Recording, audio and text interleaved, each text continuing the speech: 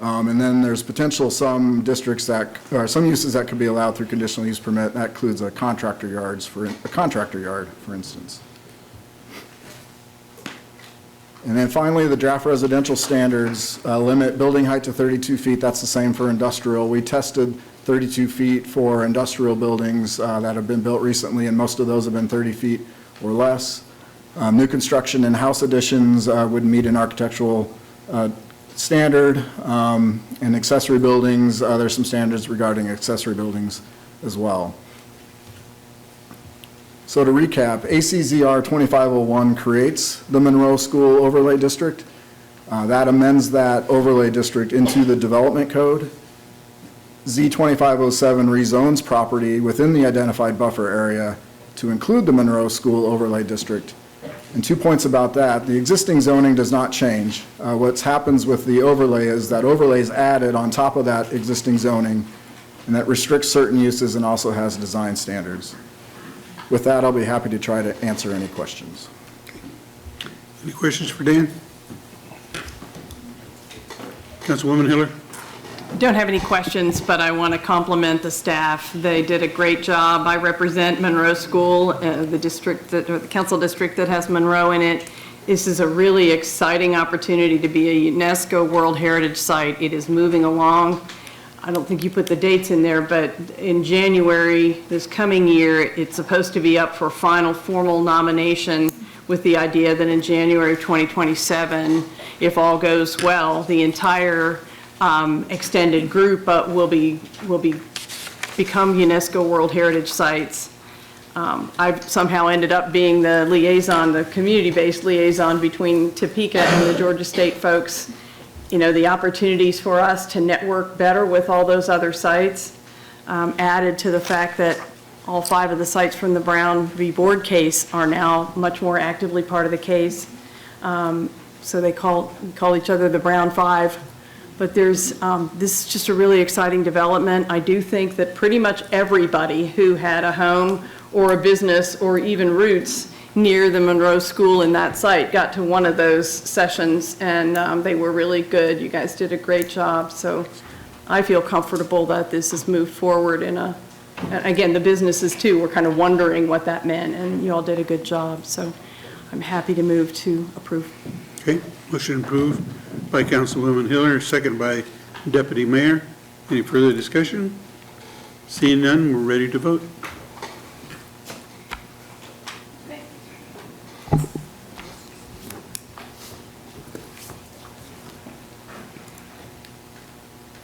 Okay, we have 10 yes, the motion carries. Okay, move on to a related item under 4B. Madam Clerk. B is an ordinance introduced by City Manager Dr. Robert Perez, amending the district map referred to made a part of the zoning ordinances by Section 1850-050 of the Topeka Municipal Code by amending the district zoning classification to aid the Monroe School zoning overlay pursuant to Section 18280 of the Topeka Municipal Code. Mr. City Manager. Thank you, Mayor and members of the governing body. Dan Warner, our Planning Division Director, will lead us through this item. Mayor, governing body, that last presentation included the details for the rezoning. To reiterate, this rezoning implements that overlay district that you just approved and rezones 40 properties with this overlay zoning. With that, I'll be happy to answer any questions. Any questions? This particular piece requires ex parte communication notification. So prior to proceeding with the vote, each member of the governing body who is engaged in ex parte communication with any individual either in favor of or against the matter being considered must state that the communication occurred and indicate that even in light of having engaged in the communication, they were able to fairly, objectively, and impartially consider the measure based only upon the evidence provided on the record. The record includes the Planning Commission minutes, the staff report and its attachments, the public comments made during the Planning Commission hearing, and similar relevant information related to the matter. So I ask the governing body, are there any ex parte communications to bring forward? Councilwoman Hiller? Yes, but I think I can make a reasonable decision. Councilwoman Ortiz? Yes, and I can make a fair and objective and impartial. Okay, thank you. Yes, I've had a conversation, but I think I can make an impartial decision. Thank you, Councilman. Not seeing nothing. I'm going to give the voting options for this item. One is to approve the Planning Commission's recommendation. Two, reject or amend the Planning Commission's recommendation. Or three, remand back to the Planning Commission as required by the governing body. So is there a motion? Motion to approve. Motion to approve by Councilwoman Hiller, second by Councilman Miller. Sir.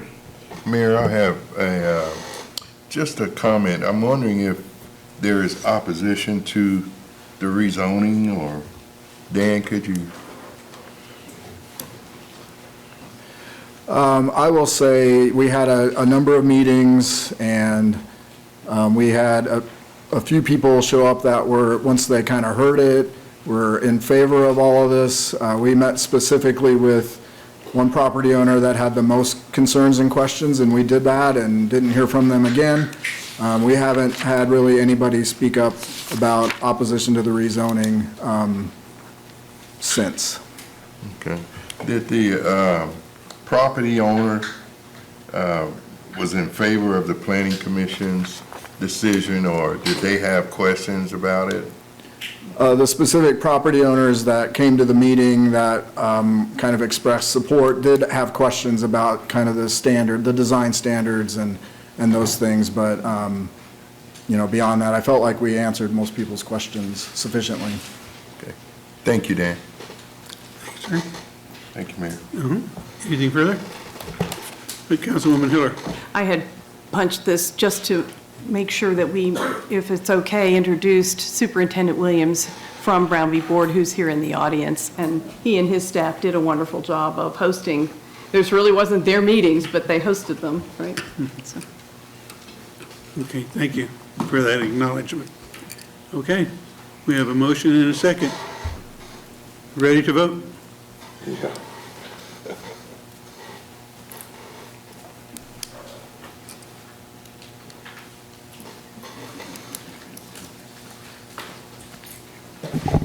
Okay, we have 9 yes with Councilmember Banks abstaining. The motion carries. Okay. Move to action item 4C, Madam Clerk.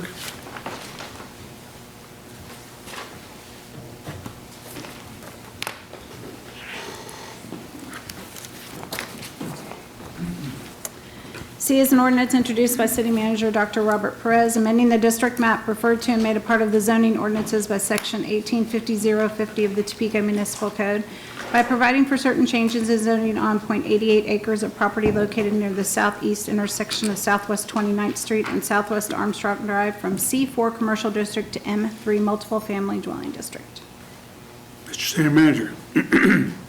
Thank you, Mayor, members of the governing body. Dan Warner, our Planning Division Director, will lead us through this item. Thank you, City Manager. Mayor, governing body, back to the presentation. So this property, as the clerk noted, is being rezoned from C4 to M3. This property has been vacant and undeveloped site for a while now. This property is directly west of the High V, and directly west of it is a multifamily residential use. The applicant held a neighborhood information meeting. Planning Commission considered the item at their August meeting and recommended approval. Staff recommends approval as well. Be happy to answer any questions.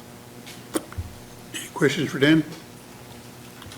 Again, this item requires an ex parte communication reading, so prior to proceeding with the vote, each member of the governing body who is engaged in an ex parte communication with any individual either in favor of or against the matter being considered must state that the communication occurred and indicate that even in light of having engaged in communication, they were able to fairly, objectively, and impartially consider the measure based solely upon the evidence provided on the record.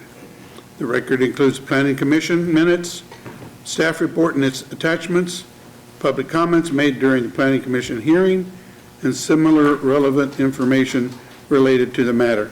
And again, the voting options are: 1, to approve the Planning Commission's recommendations; secondly, reject or amend the Planning Commission's recommendation; or third, remand back to the Planning Commission. So, is there a motion from the body on this particular issue?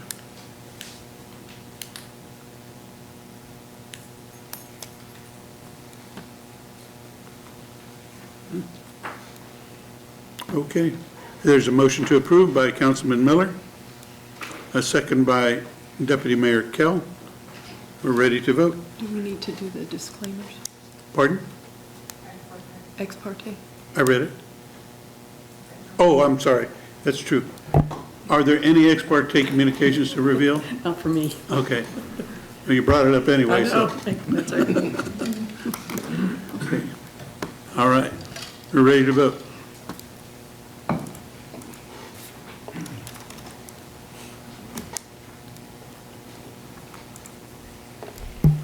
Okay, we have 10 yes, the motion carries. Okay. Action item 4D, Madam Clerk.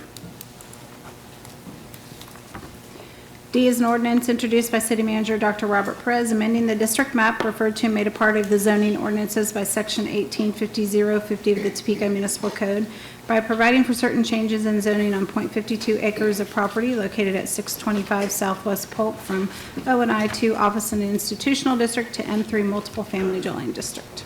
Okay. City Manager. Thank you. Mayor, members of the governing body, Dan Warner, Planning Division Director, will lead us through this item. Thank you, City Manager. Mayor, governing body, this proposal at 625 Southwest Polk is to rezone from O&I 2 Office and Institutional to M3 Multiple Family. The site's approximately .52 acres, and the previous use was a church. The site has been vacant since 2023. Multifamily zoning surrounds the property. It's also close to C4 commercial zoning along Southwest 6th Avenue. The item was submitted in May and has had 2 public hearings with consideration by the Planning Commission at their June and August meetings. The applicant held a neighborhood information meeting. Planning Commission considered the item and recommended approval at their August meeting. Staff recommends approval as well. One other thing to note is that staff has also evaluated M2 zoning, so M2 instead of M3. M2 is consistent with the existing neighborhood plan, future land use, and also the other golden factors that we use to evaluate zoning applications and would also be appropriate on the site. With that, I'll be happy to try to answer any questions. Okay. Question. Councilwoman Valdivia-Acula. I guess I should have hit my request to It's on. speak. Thank you. What was the community's feedback on the meetings that were had? On the Planning Commission meetings, both times spoke up in opposition to the rezoning cases at both the June and August meetings. Stating? I think at that time there was desirability by the neighborhood to have a park on that site, so I think the testimony kind of revolved around that. So that's how I recall that. So a park instead of multifamily at that time. Okay, and just to make sure, was that 1 or 2 folks? Were you getting a lot of response, pushback from that? There was 2, Councilwoman, there was 2 people that spoke at the June meeting and 1 at the August meeting. Okay. I have a question, Mayor, because I'm not sure how to proceed on this. Like, I had the ex parte communication, but can I say, whenever it's time, whenever you say it's time, can I say why I yeah. don't agree with it? Yeah, when I asked for it. Okay, thank you. Councilman Duncan? Yeah, Dan, excuse me. I guess I'm a little confused by your last statement, where you said this would also be acceptable if it was M2 zone. So I guess my question is, if staff thinks it could also be M2, does the individual who owns the property would also be okay with M2? And if that's the case and would make people a little happier, why are we not doing M2? So it's my understanding that the applicant is also agreeable with M2. We advertised this as M3. The Planning Commission heard the application as M3 a couple times. Things have happened since then, so there's been some other ideas that have been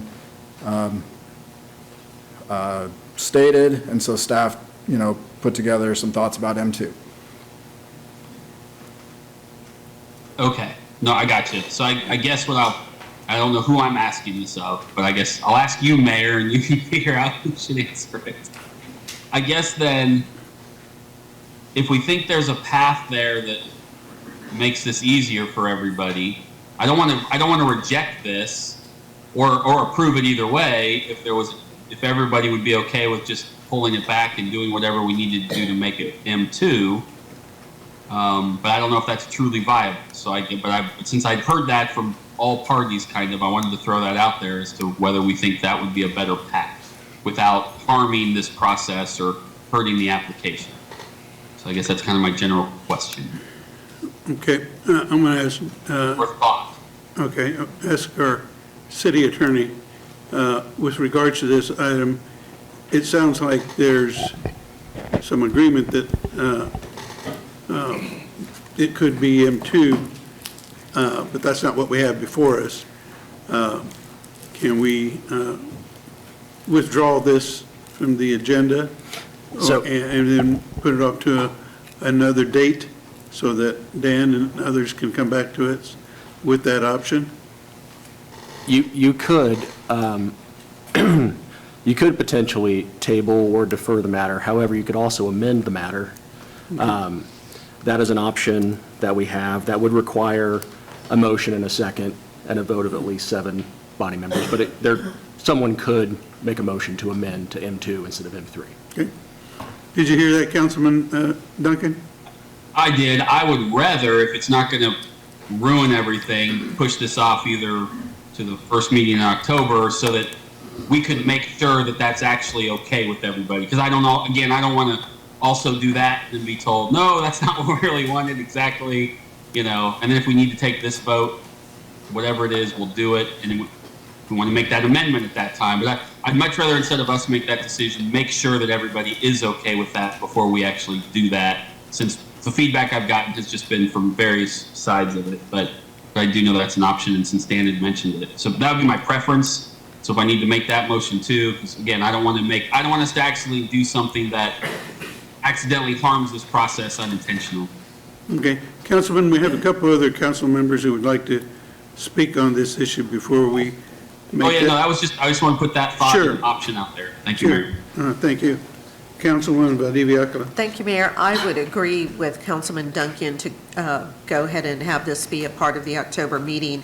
I would also like to, and Brenda, I can send this to you later, there was a very detailed email that we received from Historic Old Town NIA, and it was to the mayor and members of the city council, and I want this to become part of the public record. It has all of the reasons of their deep concern for the M3 zoning, and actually in conversations I have had, or not even had, where I listened to concerns, they felt that their city council person wasn't listening. They believe that this goes against what they are trying to create and build within their community with a new neighborhood plan. So the letter is pretty exhaustive as far as their deep concerns about why this is not a good move to go to M3. And so I would also support that tabling until October, Mayor. Deputy City Manager Copley. Thank you, Mayor. This This zoning case has been going on for many, many months. Certainly, a planning staff and myself had a lengthy conversation today with Councilmember Hiller. I know she would like to speak on this matter. She has spoken with both the applicant as well as the NIA members, and we believe that there is a path forward on this that would allow, by an amendment, as Nick had just indicated, with 7 votes, to amend the zoning from M3 to M2, which I believe we have landed upon a solution that is agreeable or acceptable to all the parties, to allow for us to move on without going through the onerous and burdensome step of remanding this back to the Planning Commission for rehearing for a recommendation to M2, when the council by 7 votes would have the ability to do that tonight, and you've got community leaders and the property owner who have agreed to that solution. Thank you, sir. Okay. Did you hear those comments, Councilman Duncan? No? Okay. I did. I'm processing that, Mayor. I guess I want to take it on its face. So let's hear. I mean, I guess I would like to hear what Councilman Hiller has to say if she's had those conversations. Okay. Councilwoman Ortiz? Thank you. I think my concern is, now that everybody has concerns, Braxton, is, we always we can't do a hearing. We can't ask questions. We can't have, the developer and the neighborhood and all them. That's done in the Planning Commission. And so when they bring this to me, and then for us to amend it, I don't feel comfortable with that. I really don't. I would like to see it go back to the Planning Commission so they can hear it and clean this up and bring this back to us. Because now I've heard opposition and proponents, and so I don't feel comfortable in making a vote like that, or making a switch and then making a vote like that, because we can't have a hearing. We can't talk to them. And so with that, I would support it going back to the Planning Commission, and then bringing it back whenever. I mean, if it's just that simple and they're all okay, I don't understand why they can't hurry up and do it and bring it back to us. But I don't feel comfortable with making the switch. Thank you. Councilwoman Valdivia Alcala? One more comment, Mayor, thank you. And I want to know, if we're talking about this and, think it's funny or whatever, why didn't we say this from the beginning? Why isn't Dan saying it's really M2 that's going to be the best solution, and now you guys are coming up with, okay, we can do this right now? Why is he saying M3 and then questions are raised and then now it gets switched to M2? Why wasn't that just what Dan came up with, is my question to whoever that answers it. Thank you, ma'am. So the recommendation that came out of the Planning Commission was for M3. The M2 solution, Reese, seriously, was just emailed, today is the last time I saw it, right? So that is why Dan said, and that's why we're bringing forth the M3, which is what was recommended by the Planning Commission. But again, these discussions are occurring because of kind of a last-minute solution that was developed between the neighborhood as well as the developer. So I think that's good. Yes, I ma'am. think that good that resolution was, Right. come to. I also think that there's no one here from the historic NIA to speak on it. Is there? Is there someone? Okay. What's the protocol? There's no public. Okay, no public comment because it's planning. It happens all at the planning level. Okay, Shamika, sorry. But at least we now know, the public now knows the way that it's going to go down. I agree with Councilwoman Ortiz. I know that Councilman Duncan has concerns as well. And so I think that it should be remanded back to the Planning Commission. I'm learning a lot right now, and I appreciate the indulgence, City Manager. Okay. Thank you, Mayor. Councilman Duncan? Well, I would just throw out too, with either option, I would say I don't know that we have to reopen the whole process. I think what some of us are saying is, we'd like to hear from the community members who had concerns over the next week or two, and if they tell us M2 is fine, we can just make that amendment that's being suggested us to tonight at that first week in October without it having to go all the way back through the planning process. And if we hit that roadblock in October and that's where it ends up, we could do that. But I mean, the other simpler solution is just give us the 2 weeks, let us have the conversations, and then we can make the amendment. So I'm good with either path, but I would also offer that as a possible solution to not delay it more than that. Thank you, Mayor. Okay. Councilman Dobler. Thank you, Mayor. Is delaying this, action on this item for 2 weeks or whatever, is that an option? I mean, it looks like we have 3 options. We can approve it, we can reject or amend, or we can send it back. Guess maybe my question's for the city attorney at this point. Okay. Yeah, thank you, Councilmember. Yes, this body could defer the matter. However, I think there might be a motion. I'm not sure, so we'll have to maybe clear that up prior, but that is an option. Okay, thank you. Councilman Miller, would you state your motion, please? My motion is to defer this into our next council meeting to discuss. So next week?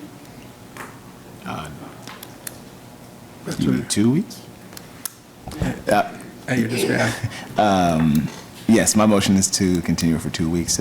Thank you. So 2 weeks would take us October Not to the 7th. next council meeting, to the one after that. October 7th. The first one in October, yes. Thank you. Okay, your motion is to defer to October the 2nd. Is there a second to that? Mayor, I don't know what to say. I've been signed up to speak since about 9 speakers ago on this issue, so I signed up to try and make the motion. I think if I can speak to the issue, I've probably got at least 10 hours in working with my neighborhood. Apologies that almost everything on this agenda is District 1 tonight. But there was concern. I think Dan left a piece out in that by the time the last correspondence that I think we have in our packets came out, people in the neighborhood were asking for M1A for the rezoning, whereas M3 was what the Planning Commission had.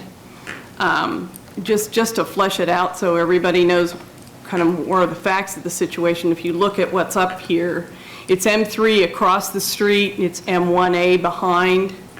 The neighborhood expressed in their correspondence, so in the hearings as well, the documentation that we have, that they were concerned in particular about, M3 actually on an acre allows 40 units, which is a lot. And there are big apartment complexes there on the 600 and 700 block of Tyler, as we know, and then the neighborhood progresses to more single-family homes like it was when it was originally built. And the neighborhood has a real high priority of stabilizing every block that they have and minimizing the volume if they can, in a graceful way anyway. That's kind of where it was, and the option of M2 didn't get discussed. So as I visited with them, M2 has a limit of, M3 has a limit of 40 units, and that's a half-acre lot, so there could be up to 20 units on it. But the material that we have from the Planning Commission staff said that it was not likely to be much over 12, which is what the person who was petitioning for the zoning change was asking for because of the parking requirements. You have to have 1.5 parking spaces for each unit, and so that was going to take the space. Still, the neighborhood was nervous about that. What if they added lots, added more land to it and it got more? I entered into it late in the game, and planning staff was really helpful because I needed to learn more about it too. But M2 has a cap of 25 for an acre. So for a half-acre lot, it is 12. It is the 12 units that the petitioner had asked for. If everybody wants to delay it again, the The neighborhood also was not able to get some money to buy the property, at least based on how the lady who was offering it had offered 30 days. And so the county has joined them to help look for park space in Old Town. That one was kind of off the table at this point. Maybe it still could come back, but they're looking at another site as well. So there has been some conversation and something working on it. The idea of 2, as Dan said, really hadn't been discussed very much. So I was involved, ended up being in conversations with staff, with the neighborhood folks, as well as the lady who was selling it called me as well, and all were agreeable to 2. To quote what I have permission to say from the NIH, it's with consent but not consensus on the 2. So just to bring you all up to date, again, I don't think, except for the discussions about going to 2, the facts of the situation and the concerns are all in our packet. I was prepared to make an alternate motion to approve the zoning at 2. If people want to delay it, they can. As Dan said, it's been going a long time at this point, all the way since March. So maybe it'd be better for some, I don't know how to take my second off. But, I think people are ready for a decision, but I can't speak for everyone. So. Okay. We have a motion on the floor. We've yet to get a second, so we can continue. Okay. Okay, second from Councilman Kell. Okay, further discussion. I have Deputy Mayor Kell first, and then Councilman Banks. Some of my concerns were not necessarily what Councilman Miller brought up on the number of units. Mine was more of the height that each one's allowed, where the M2's allowed a 50-foot height, the M3's up to 160 feet. So that's where it can be something that doesn't fit the characteristics, can really just stand out in that area. So that was my hesitation with the M3, as she said, you could buy up some other lots, and next you know you have a 16-story apartment complex right there, and it doesn't, really fit in there. It doesn't go with the rest of what's going on. So that, the concern of number of units per, but also to me it was more the height. Councilman Banks. My question is for Dan. Dan, as the planning director, do you think that this M3 is going to inundate that neighborhood in a way that the community that's there now would have what we call in Chicago a cluster effect? And there's no way we can be guaranteed that whoever develops on that property is going to stay at the level that we think they are for parking or adding units. What are your thoughts about it? Councilman, I would say my thoughts about M3 are that there's M3 across the street. This area has a mixture of M3, M1, M2 zoning. Does another half acre of M3 make that any better or worse than it already?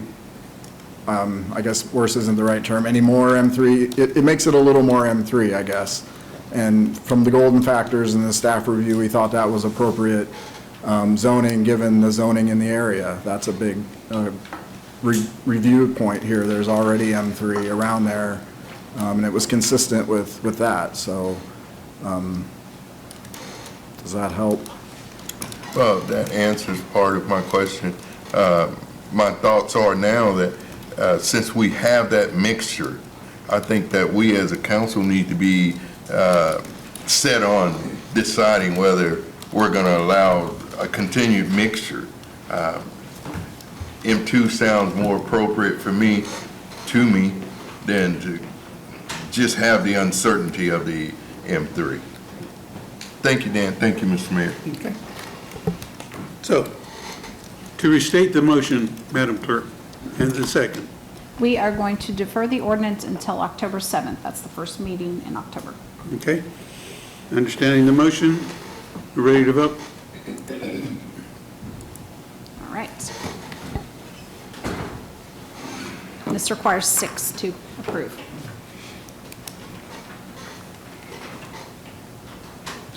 Oh, she's on mute. Do you want to vote? Do you want to vote on this one? Sure. Okay. It's a motion to defer until October 7th. Okay. All right. Okay, we have 8 yes, with council members Ortiz and Banks voting no, the motion carries. Mayor, I've got a question. Councilwoman Hiller? Could somebody clarify then, there was some conversation when the motion was being considered that this would give time for people to talk to us. But was that 2 weeks to get back to the planning commission, which will meet before we convene again on October 7th, or was it just for people to talk to us? Pardon me? Okay. Because Yeah. Councilmember, the motion was to defer the item and not remand it back to planning commission. okay, So the discussion will happen at the council level. but are we allowed, any or all of us, to bring new information that wasn't considered by the planning commission back on the 7th to make this final decision? That'd be a city attorney question.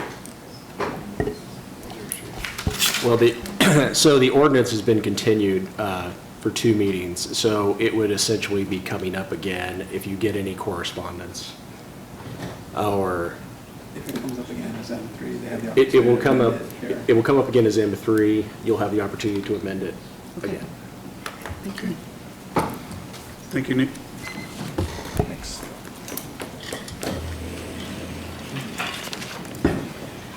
Okay. Move on to action item 4E. We have a number of people who have signed up to speak on this matter. And I will open a public hearing for this item. Madam Clerk, if you will read. E is a public hearing for the purpose of hearing and answering objections of taxpayers relating to the proposed City of Topeka 2026 operating budget. Mr. City Manager. Thank you, Mayor, members of the governing body. Josh McInerney, our Budget and Finance Director, will lead us through this item. Good evening, Mayor and governing body. So tonight, kind of like Brenda said, this is just kind of an open forum for citizens of Topeka to give feedback on the 2026 budget. Just as a reminder, 2 weeks ago, we did our revenue neutral hearing, so that's been done. So this is just overall on the budget. And then next week, the budget will be on as an action item to vote because we have to submit it to the state by October 1st. So that's all I have. Okay. At this time, then, I will open a public hearing on this item and ask if there is anyone present who would like to speak to this matter. And I have a number of people who have signed up. I have Amy Heighton.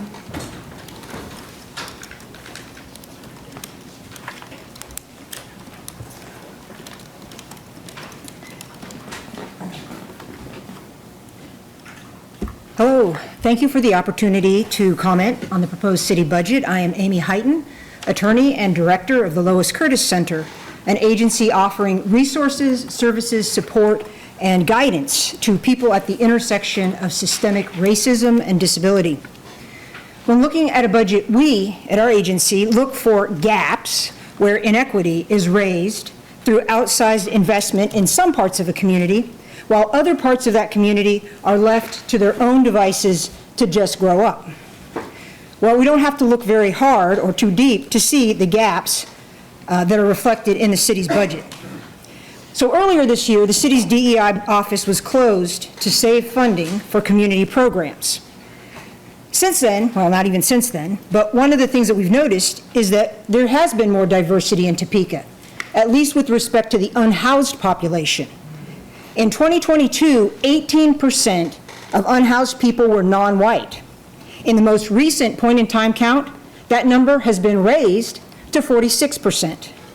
While investment and revitalization efforts on the east side are not reflected in budget priorities, policies which push unhoused people east and north are a disconnect that exists from the programs and the agencies that the DEI office closure saved, mostly located west and south. So as an agency that has recently purchased and rehabilitated a vacant building on the east side, watching this council's efforts to support west side developers, including the slow walking of tax payment obligations, is a dramatic contrast to our experience where the only attention we receive comes from code compliance. Financial equity has to be a conscious decision in the city budget, lest solutions and opportunities find their way only to the most privileged members of the community, while gaps widen for the rest of us. Raising all areas of the city is the work of this council and should be reflected in its budget. Of note, I have also provided written testimony that outlines our ideas and our suggestions for equity-based investments that this council could make. Thank you for your time. Thank you.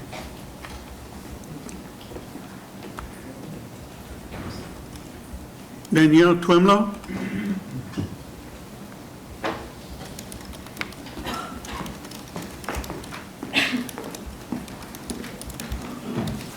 Thank you for your time. Over the last several months of engaging in budget discussions, many community members and organizations have brought forward thoughtful recommendations that are cost-saving and life-saving. However, the only discussions occurring with the governing body seem to be a lot of the same old rhetoric that pushes onus on the hardworking citizens to foot the bill for wealthy developers and the select few who benefit from making them happy. The budget proposal includes absolutely no outline for debt collection from anyone other than struggling Topekans, where we are effectively subsidizing developers who historically fail to meet any obligations financially that they have to the city. There are ways to strengthen and introduce ordinances that secure new revenue streams. We hear time and time again when community members express frustration with the lack of movement by the city on housing, mental health, community violence initiatives, that these things take a lot of time.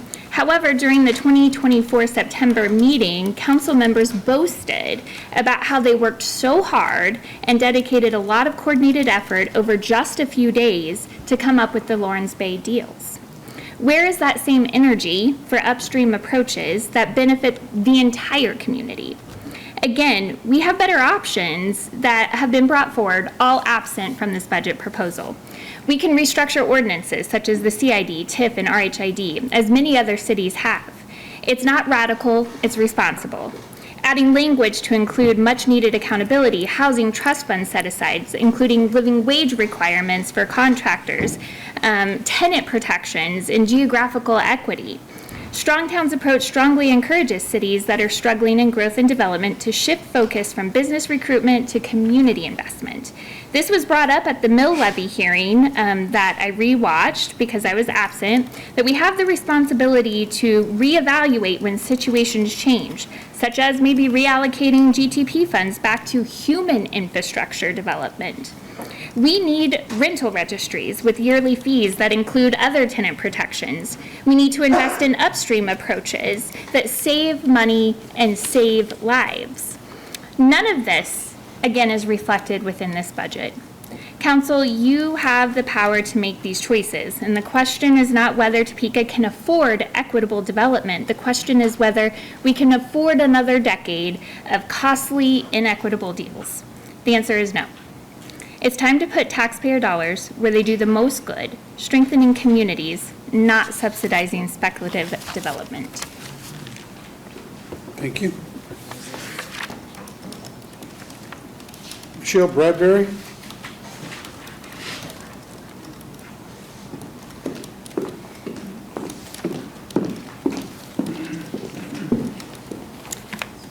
Good evening, council members. My name is Michelle Bradbury. I'm a long-term resident and a taxpayer. I spent over 2 decades in state government. I know what responsible stewardship looks like, and what I see here raises serious concerns. The fiscal year 26 deficit decreased, but not because we solved any of the problems. That reduction came from one-time transfers, including reserves tied to employee retirement. Let me repeat that. This city dipped into the funds meant to protect the long-term security of its employees. That's not a solution. It's a deferral that risks long-term stability and undermines commitments to the very workers who keep the city running. And with a projected $15 million shortfall for the fiscal year 27, we're facing a structural imbalance. Yet developers with unpaid taxes receive long-term refinancing through incentive programs. Future property taxes were redirected to subsidize private development, while other debts remain unpaid. And to make that deal possible, we came up with a legal workaround. Public dollars were used to protect private interests. This sets a precedent that undermines fiscal discipline and erodes public trust. What specific public benefit justified subsidizing a developer with outstanding tax liabilities? And how does this decision align with our responsibility to protect budget stability and taxpayer trust? Budgets reflect values, and right now the message being sent is troubling. That if you're politically connected, accountability is negotiable.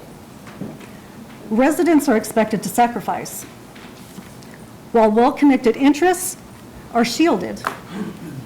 Plainly stated, residents get the bills and connected interests get the bailouts. Leadership isn't about casting votes, it's about setting a standard. If we expect residents to pay their taxes, follow the rules, and trust this government, then we must hold ourselves accountable to the same standard. That means no exceptions, no bending ordinances to benefit well-connected interests, and no taxpayer-funded bailouts. When a developer with outstanding assessments receives incentives through an exemption that violates city code, it's not just a policy concern. It's a breach of public trust. The people of Topeka deserve better, and District 7 is watching. Thank you. Thank you. Angela Batt.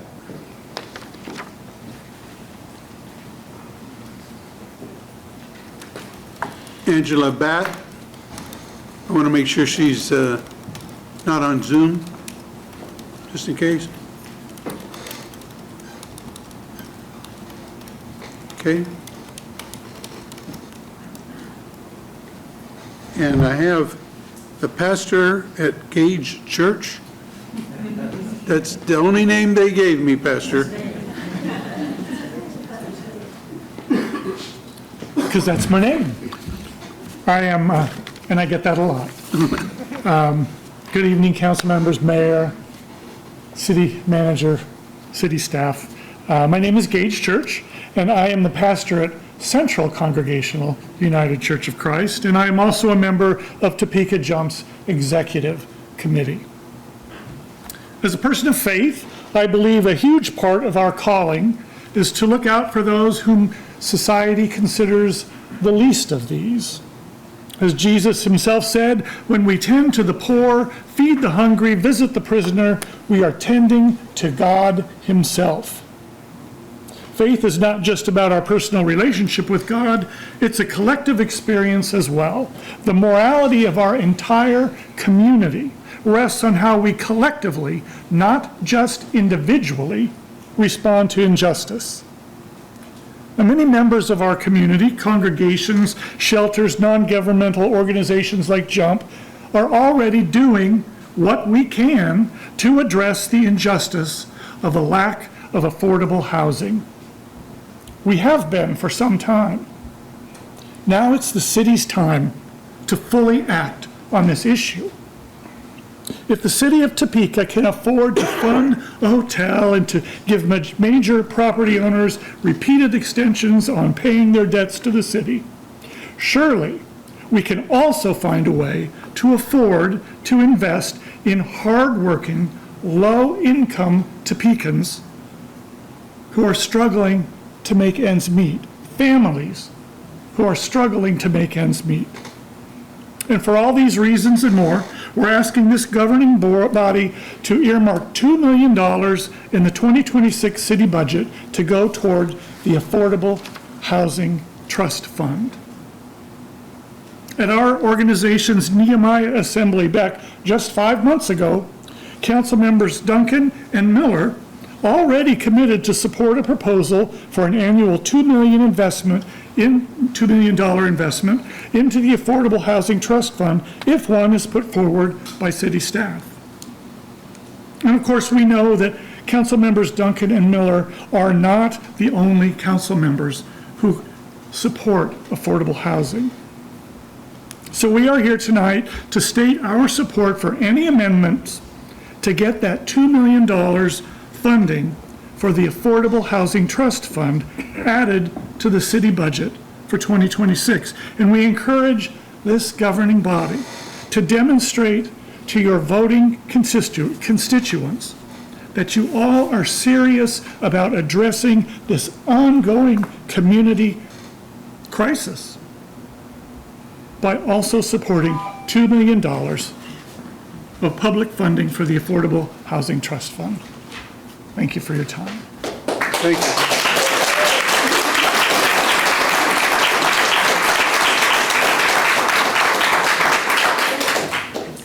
Okay, those are the only names I have so far, but I do want to ask at least one more time, is there anyone else present who would like to speak to this matter? Yeah, someone online. I asked to speak online. Okay. Martha, go ahead. But not on this matter. Okay. Thank you. Last time when I tried to do it online, I also got kind of misplaced as someone who was going to speak generally at the end. I wanted to add my voice of just general agreement with the previous people who've come ahead that I feel like our budget continues to kind of downplay and deprioritize the low-income parts of Topeka, and particularly looking at this budget and decisions made by the city council in view of the upcoming ordinance at this meeting on putting liens on houses that have water bills that are just, one bad month of falling behind on that, that those people are going to potentially have liens on their houses, while meanwhile we have developers who are millions of dollars behind in taxes, sends a very clear message to a lot of people in this city that there is a two-tier system. There is a system that, whether you intend that message to be sent or not, it sends the message that there is a two-tier system, that working class people are going to be squeezed for every penny that they have and never allowed to make any tiny little mistake, while the people who own the massive amounts of property and developments in this city can somehow get away with it just because they're too big to fail.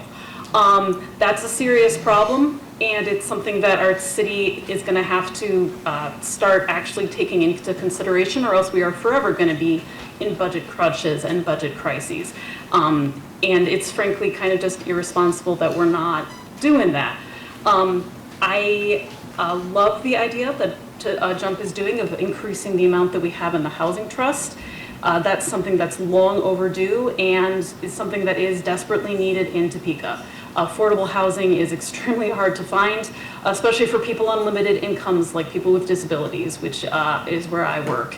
So I just wanted to come on to add my voice of concern on those issues. Thank you. Thank you. All right. In the case I missed someone else who isn't on my list, is there anyone else who would like to speak to this matter? Okay.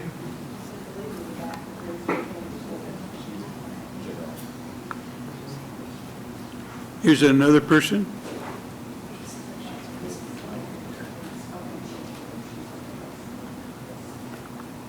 Karen? Is that okay? Okay. All right. For now then, I will close this public hearing. And now recognize the governing body and ask any of the governing body members if they would like to speak on this matter. Deputy Mayor Kell. All right, hopefully I don't jump around a little too much on this issue, because I wrote down as people were talking, I wrote kind of down different things. To say that we don't invest in low income, we just approved Cent. You know, they're a great group that's trying to do stuff. East Side, Highcrest. We need more organizations like Cent and more developers like that to do this type of things. If we don't have those developers, we don't have those organizations that are willing to step up and have all the plans, everything. It's nice to say that we have the Affordable Housing Trust Fund, but if there's not that development side of things, things aren't going to change. And we need that development side of things. The land bank is a great aspect of that, where we can get the city involved and put in regulations that help with the low income, fixed income, senior side of things on that. When it comes to Lawrence Bay, as it was explained by our city attorney, we would lose $7 million in back specials that we would not be able to recoup. We wouldn't be able to foreclose on that. We wouldn't be able to do anything. And that's $7 million lost. The reason I voted for that to work with Lawrence Bay was we could start working with the developer to get that back specials back, and then also get those housings on the market, which then opens up the market. We can't drive down pricing on rent and homes if we don't have the housing for people. It's just going to keep on going up and up if there's the demand for it. We need to make more demand on all scales to try to drive down that pricing. Rental registry, that is an idea that I've had for years. The bad thing is, and the biggest negative I can find on that is, who's the landlord going to pass that along to? The renters. And so now we're taking and we're adding more onto rent by having a rental registry. I believe it's a great idea, a great way for the city to track all properties so we can manage them, look at them, work with neighbors to look at areas we can't get into legally on our own. But again, if we put a $5, $10, $20 rental registry on every property, that's going to be passed on to the renter. Part of this budget is we had a lot of contracts that came up all at the same time, and we wanted to be competitive and fair to our employees, but keep those jobs filled for our citizens, such as fire and police. Those were very big jumps. And that was to stay competitive with our area here in Shawnee County, against the state, against the federal government. So we could have lost a lot of officers to those agencies and been stuck with a lot less officers. So we had to be competitive with our wages, which was a big increase. And just like everyone says, the cost of living has gone up. The cost of doing governmental business has gone up also with all of our, everyone loves our fresh, clean water. To do all that takes a lot of extra money that our chemicals have gone up. Some of the things we do up here is figure out the less of two evils. And I know people don't want to hear it, but that's what we have. We have sometimes two bad choices to make from. And, my aspect of Lawrence Bay was, if it gets us to recoup that money that we were going to lose because someone out of state, or could, just like a lot of properties out there already, could buy it and just sit on it. A vacant lot, property tax isn't that much. So they just sit on it, they don't develop it. We have a lot of lots out there that are owned by out-of-staters that haven't developed, just like the other properties owned by Mr. Klossman haven't been developed. It's not feasible for them right now, so they're not going to do it. So we could add a lot more if we foreclose on all those properties, a lot more out-of-staters and a lot more empty lots. To me, those are some high-end taxable properties once we get something built on them. Then again, opens up everyone moving up the scale and getting more lower income into houses. We aren't picking on low income, seniors, fixed income, small businesses here. That's the things we're trying to help. But if we constantly make a break for every group out there, then it's going to fall on one group of people at some point. And I'd say the biggest thing is ask questions. There's so much misinformation that's said up here at the podium. There's so much misinformation that's put out in the media. There's so much misinformation put out on social media. When it comes to why we're doing certain things, why we've done certain things up here, we get so much hate and so much blame on stuff that's not even anywhere near the truth that gets spread out there, that I look at this as a negative versus positive. If you have the negative mindset, nothing's going to change. If you have a positive mindset, let's get some things changed. All I see is the negative out there, and it's frustrating from our side of things. And I'm sorry, I might be speaking for when I say ours, but a lot of us up here, we try to do our best, and all we do is get negative and hate and things like this. I want to help our low income. I want, anytime Cent comes up here, I'm backing Cent 100%. They've done some amazing things in the High Crest and on the east side, and I'm backing Cent every time. But then people come up and saying we're working with them too much, and it's like, where's the positive in this kind of things? We need to think positive, and positive things. I'm trying to think of the best way to. If you think if I sit here and say my life sucks, I'm not worth it, all this kind of stuff, I'm not going to achieve anything in my life. If I sit here and think I'm going to try to do these things with my life, and what I'm looking at saying is we need to quit looking at all the negatives that are in Topeka and start looking at the positives, and then that will grow more positives. Okay, if you have something to say, say it then, because you could have said that very quietly. I know, I'm allowed my turn to talk. You don't have to mumble stuff under your breath over there.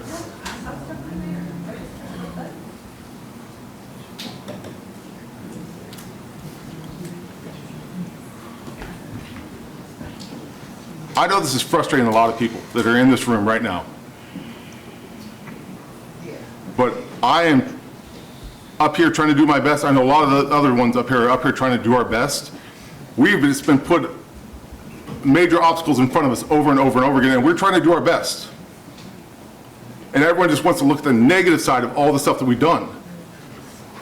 And I haven't heard one, like people said, not one person said, hey, great job by Cent. Thank you for helping out Cent. That's the positive that we need to start looking at. The Lawrence Bay aspect of things, understanding that everyone's like, well, just foreclose on it and get the money. We legally can't. And that's been said several times through these meetings.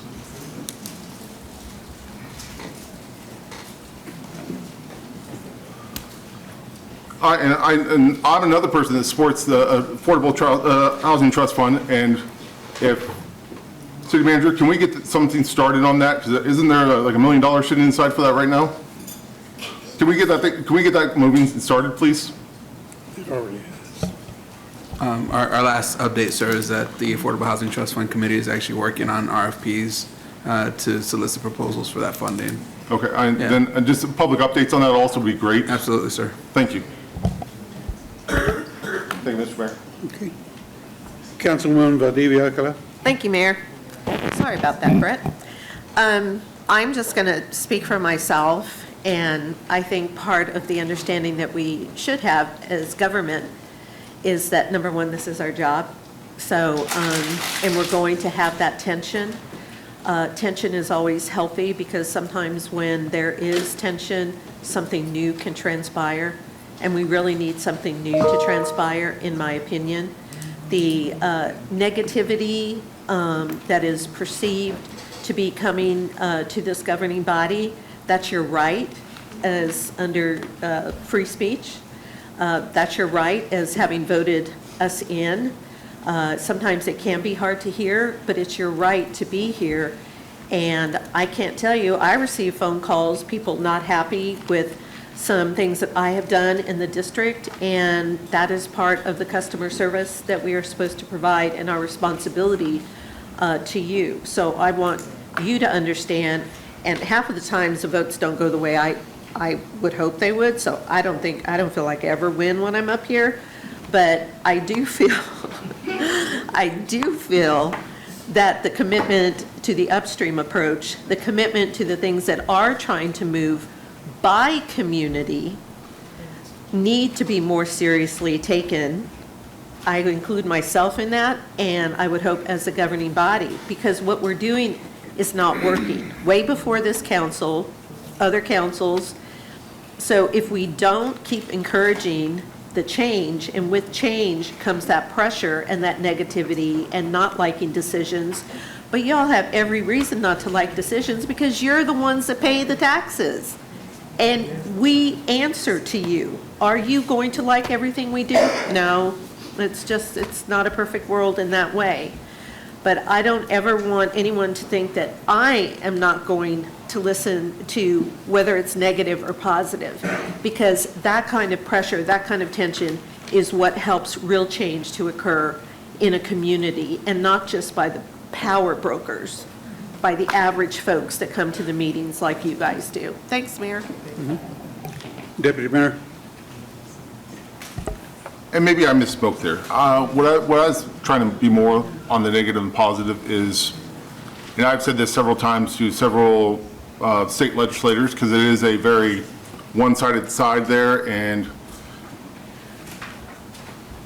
the positive aspect is what I'm looking at is, where's the plan, how can we make this feasible and work, and understand that not every idea is gonna work or gonna be feasible, but to say we need to have more affordable housing, how do we get that plan there? You know, I mean, we're not always seeing every side of things. I live in a low-income side of town. I have nothing but rental properties around me anymore. I would love to see those be homeowners that live in the house, that take care of that house, that have that value in that house, because these landlords aren't fixing up the houses when they get torn up. So there's no way for me to force landlords to sell those houses. I can't do anything about that. So I need to try to figure out how to maybe get with the landlords and have them work more on their housing. That's my plan, rather than saying, well, let's drive all the landlords out. That's not feasible. So my thing is let's have an actual plan instead of just an idea, because I like I said before, I told several Kansas legislators, let's have a plan. You can sit there and say all the negatives are happening at the State House against the low income, against senior citizens, all that kind of stuff. But if there's no plan behind that, this is wrong, it doesn't have much impact. I would love to talk to anyone that has a plan, that is willing to talk about it, and I'll definitely tell you I'll support it, or I won't, or how I think a good change would happen. And that's why I think I meant more about the negative and positive aspect of things, and I think I might have misspoke on that. So, excuse me on that aspect, but it's I think a lot of the feedback we get is this, well, that's wrong that you guys did, but I would love to hear more on that aspect of how was wrong and what can we do to change that. So again, I apologize. I think I misspoke a little bit there, and I was able to compose myself and get a little bit better what I wanted to say there. Thank you, Mr. Mayor. Councilman Miller. Thank you, Mayor. Getting back to the 2026 operating budget, I'm looking at our budget, and city manager asked us to bring some ideas of what we think we can do. You know, a lot of what we do here, I can't call myself an expert on.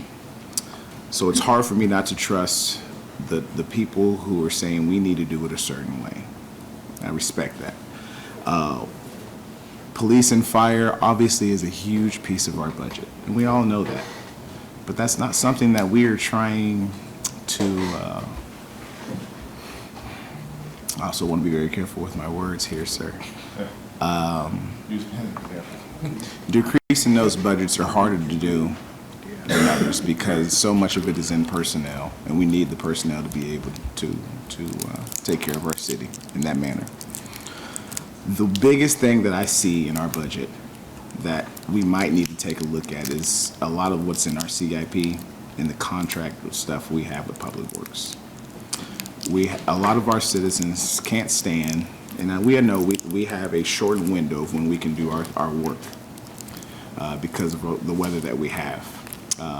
we might need to take a look and see how we can, A, decrease some of those projects, but also space them out a little more so that we don't have such a big amount of contract work every single year. We're looking at, the number is 46 million this year, 47 next, and 45 for the 2026 budget. I'm hoping that there's some leeway in that area that we can do something. That's just my thoughts. Again, police and fire is not something that I'm trying to touch. We need good people, and we've taken care of our people there, and I believe in that. But the biggest next thing that's non-personnel, because we're already slim across departments, is our contractual obligations in our CIP process. Thank you. Councilman Duncan. Thank you, Mayor. Just a few things. Maybe this is already a given, but I just want to clarify, I don't believe we're prepared to vote on the budget this evening. I think we'll take that up next week, and hopefully our agenda is light enough that we can dedicate enough time to sort of do what we need to do. I will have some amendments next week. I had hoped to have those tonight. I just want everyone to know, and I appreciate all the help staff has given me over the last few days and my colleagues. The reason I'm not there this evening is that my mother is critically ill, and so I am dealing with family and all that goes into that when you have very sick family members. Otherwise, I would have some of those amendments tonight. But I will make sure that everyone gets copies of those before next week's meeting. They won't be too extensive, but they will touch on the trust fund, some parking issues, the CFO position. And so, but I will make sure everyone has those hopefully by the end of the week to at least understand what I'm going to bring forward. And I know my colleagues may have some other amendments that I've heard that I might be supportive of. So wanted to apologize for not having those ready this evening, but I will make sure I can do that. So thank you very much, Mayor. Okay.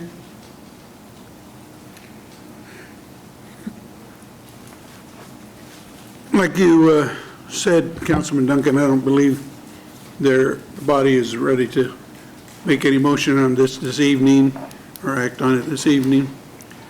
I would like to just follow up briefly. We've had a lot of comment. You know, when people come to the podium, they come with a purpose. And sometimes they've formed in their mind before they get up here how they're going to present it and how it's going to go. Like anybody, you can get caught up in your own words and maybe lose track of where you want to go. Your purpose is to help us. Your purpose is to show us different ways how we can achieve a common goal. That's what your purpose is when you come up to the podium. You didn't come up here just to point out our faults, because none of us can sit in this room and say we have none. So when you come up here, know that I think, I'll say this for myself so I don't speak on behalf of anyone else in here. I appreciate what you're trying to do to help us. That doesn't mean that I'm not affected by the words that you use. We're all that way. But I do appreciate the fact that you are taking the time to get involved with your government. Take that time year-round, not just at budget time, not just at election time. Continue to be involved with your community and with your government. We had some conversations last week, and generally it was, well, we come to this person, we come to that person, and nobody listens. I'll be honest with you, there aren't a lot of people that come into my office, and I think the people that know me in here know that I would let them come to my office anytime they want. I'm always flexible. I'm always open to ideas. That doesn't mean that when you come visit with me, I'll jump up and down and say, that's the best idea I've ever heard, and agree to do something for you, because that's a trap. Because I can't please everybody. No one who sets out that way is going to be successful. Bless you. So, in summary, that are my thoughts with regards to the comment section when it comes to public comment or any of these issues. You're trying to help us see things that maybe we have overlooked. Don't assume that we have, though. We really know that you have sharp minds. You're not going to let us push things by you without having some say in it. So keep involved with your government, but keep involved with the idea that we're trying to get to the same place. It's hard for me to hear this well-connected thing, well-connected stuff over and over and over. I'd like to know where those connections are, because I'm not well-connected. I mean, I was fortunate enough to be elected by this community to be the mayor. That's not being well-connected. That's going out and talking to people and talking to them about your vision. And that's what we need to continue to do during the next couple months before we have another election. Remember that just because someone else comes into a seat, like we'll have a new mayor and possibly some changes on the council, that doesn't mean that they come in with all the right answers.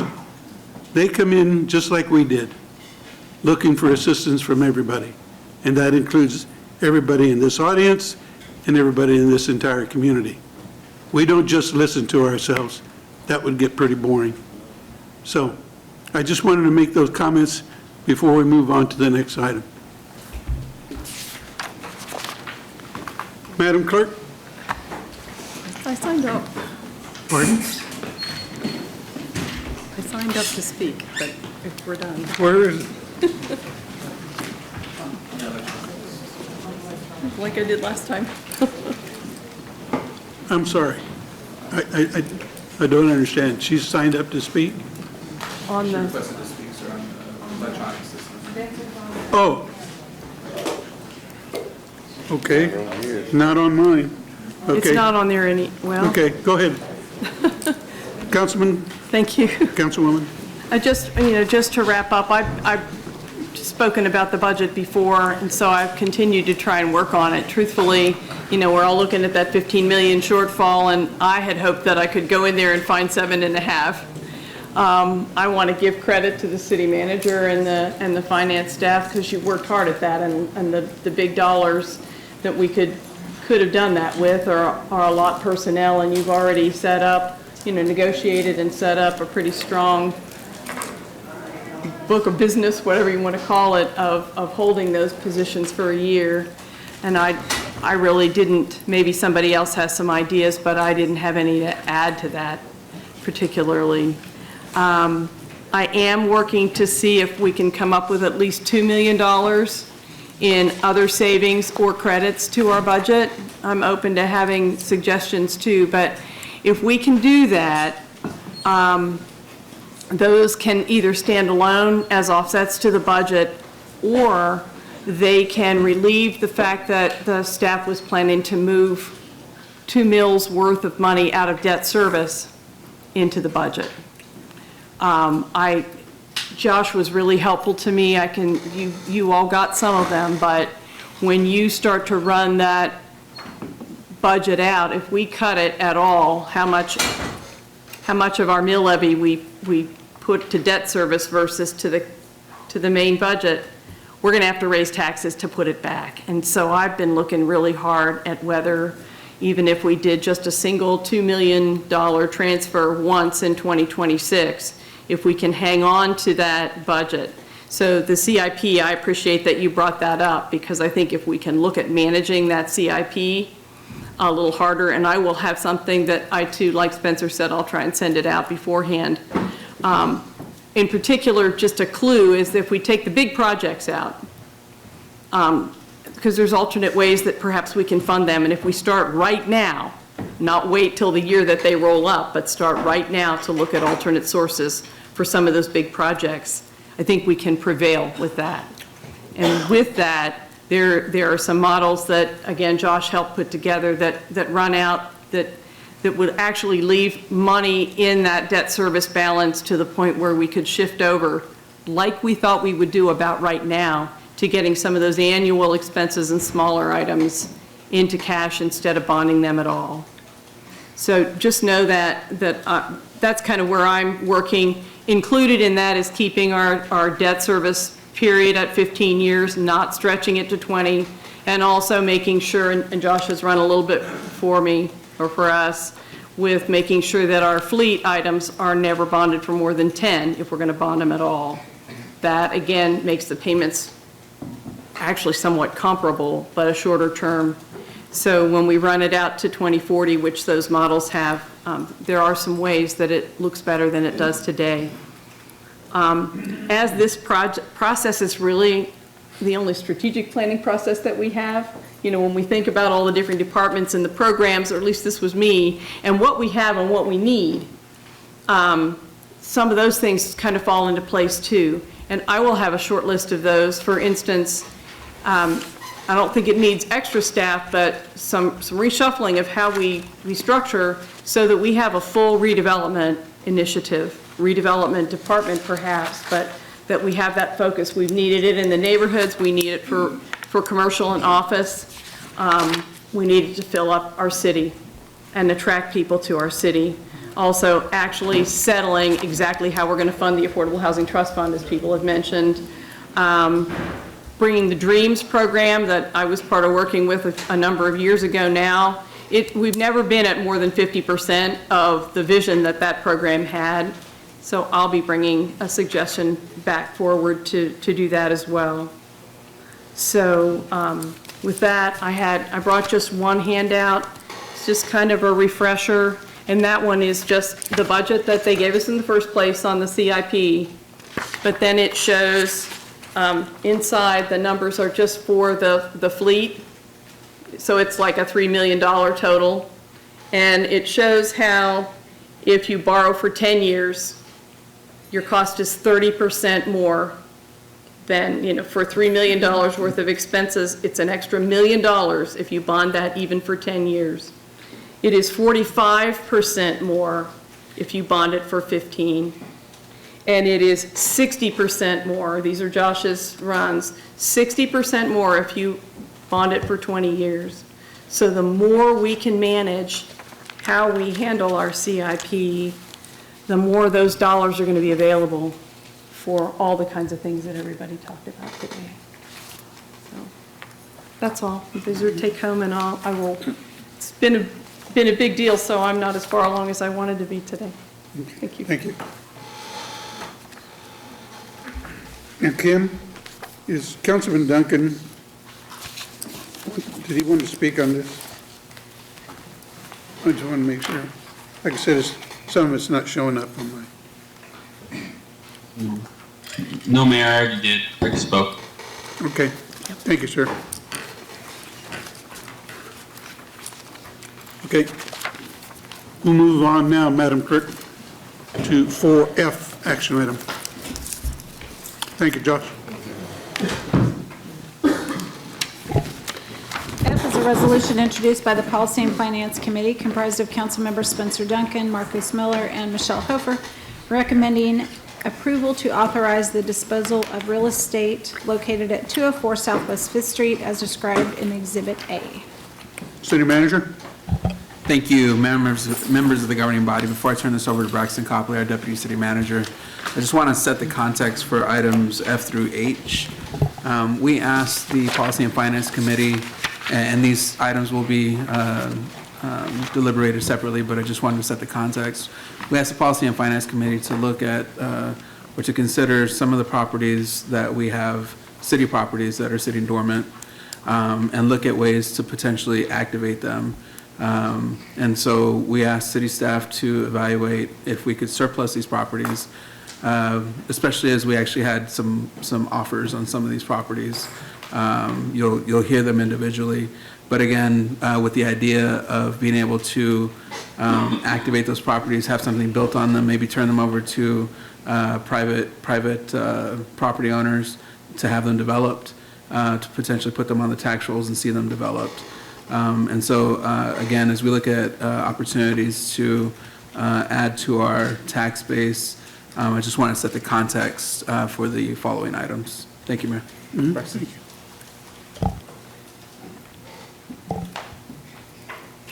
So this is the start of many conversations on this topic. The disposal of real estate is solely vested in the governing body, and our code makes it crystal clear that it's solely your responsibility and that you have to authorize the disposal of any property, and you also have to authorize the manner of the disposal of the property. What we are here in front of you tonight is the first step of this process, and that is to authorize the disposal, and the requested method of doing such would be to allow us to put an RFP out there, to engage a broker to market these properties, and then what we would do is evaluate any proposals, and we would come back to you with our recommendation as to what is in the best interest of the city. Obviously, as the city manager had just indicated, getting these back on the tax rolls, putting these back to a beneficial use, whether that is for affordable housing, if that is for other development. I mean, that is our goal, right, is to come back to you and say, this is what the broker was able to solicit, and here is what our recommendation to you is, but it is going to be you making that decision. It's not staff making that decision. So with that, we'll start with the first parcel, which is the item that the clerk just read, and that is the tract at 204 Southwest 5th. It was originally purchased, part of it was purchased back in the 1880s, and it was used at some point for a police headquarters. I'm sorry, 1878 is when the first portion of it was purchased. That has been sitting vacant for some time. It is being used currently as a parking lot that is managed by our parking department. And so there is a little bit of revenue that's coming from that. Those leases can be terminated, and obviously that would happen before any sale of the property. Staff did their own estimate in terms of what the fair market value of that would be, and they used $8.50 per square foot, given the downtown location and the downtown zoning district of D1. And they've come up with an estimated value of $255. Just for point of reference, the county has it on the county appraiser's website as $214. We did have environmental site assessment done, a phase 1, and then we also had a limited site investigation done, which is a phase 2. There is environmental contamination there. Obviously, that is going to be fully disclosed, but we do have some recognized environmental concerns. We also have TPH, total petroleum hydrocarbons, above the KDHE risk standards, and obviously any developer would have to take that in consideration in terms of cost of remediation, depending on what the use would be. And so with that, that's the first one. We will stop there. Happy to answer any questions. Again, the ask is simply to authorize the disposal and to authorize us to develop an RFP to engage a broker to start marketing these parcels. Any questions for Mr. Copley? Okay. Seeing none, there's a motion to approve. Councilman Miller, and a second by Councilman Banks. We're ready to vote.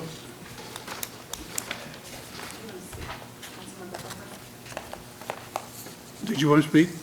Yeah. I didn't see, again, this thing. Go ahead, before we vote. I wanted to make sure that you all knew that when we were looking at these, we had some concerns about every one of the properties. So we strictly moved it forward. Policy and Finance did not approve it. We wanted to move it forward so we would all have our say in what to do. We thought it was more of a council decision on the recommendation, or what we decide to do, than our committee. So I just want you to know, all three of them, we just moved it forward so we could get started discussing this. Okay. Thank you. I apologize, like I said, this thing doesn't show up well. Okay, so we are ready to vote. You can vote.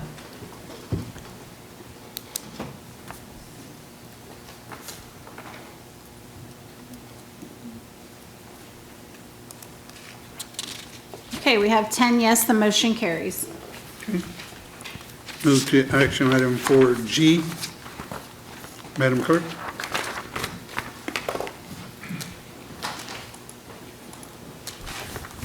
Okay, G is a resolution introduced by the Policy and Finance Committee comprised of Councilmember Spencer Duncan, Marcus Miller, and Michelle Hofer, recommending approval to authorize the disposal of real property located at 400 Southeast 8th Avenue as described in Exhibit A. Mr. City Manager. Thank you, Mayor and members of the governing body. Braxton Copley, Deputy City Manager, will lead us through this item.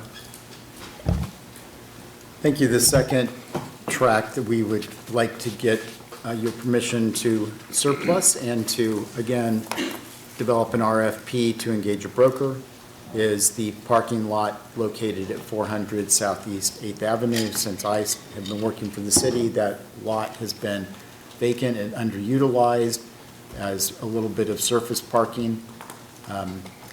There have been a lot of grandiose plans about that, but nothing has come to fruition. We would simply like to see what we can, a broker can solicit in terms of proposals. That is a 2.5 acre tract. Staff has come up with a value of $7 a square foot, which would have a potential value of $773,000. County's assessed or appraised value evaluation of that is $486,000. We have not had any environmental site assessments or investigations done on this property. We will disclose that fact as well. Happy to stand for any questions. Again, simply our ask is to approve the ordinance, allowing for the potential for disposal. Let it engage a broker, and then we will come back to you with any offers and our recommendation. Okay, thank you. Deputy Mayor and then Councilwoman Diller. I'm going to raise my hand from now. Yeah.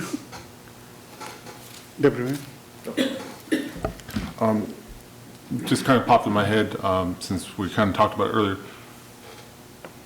Could this land go to the land bank at all and be used for that to start some of our initiative with the land bank? Certainly, the council would have that ability, but we want to come back with potential offers in terms of giving you, if someone's willing to purchase it, we want to come back to you and say, this is what they're willing to purchase it on. A lot of the land bank parcels, again, there is a negotiation in terms of a developer being willing to come in and get the property back for affordable housing. A lot of those are like infill lots. I think we have 11 that are currently in the land bank. Obviously, the 3 in Lawrence Bay are not representative of what most of those properties are there. All right, thank you. Councilman Duncan?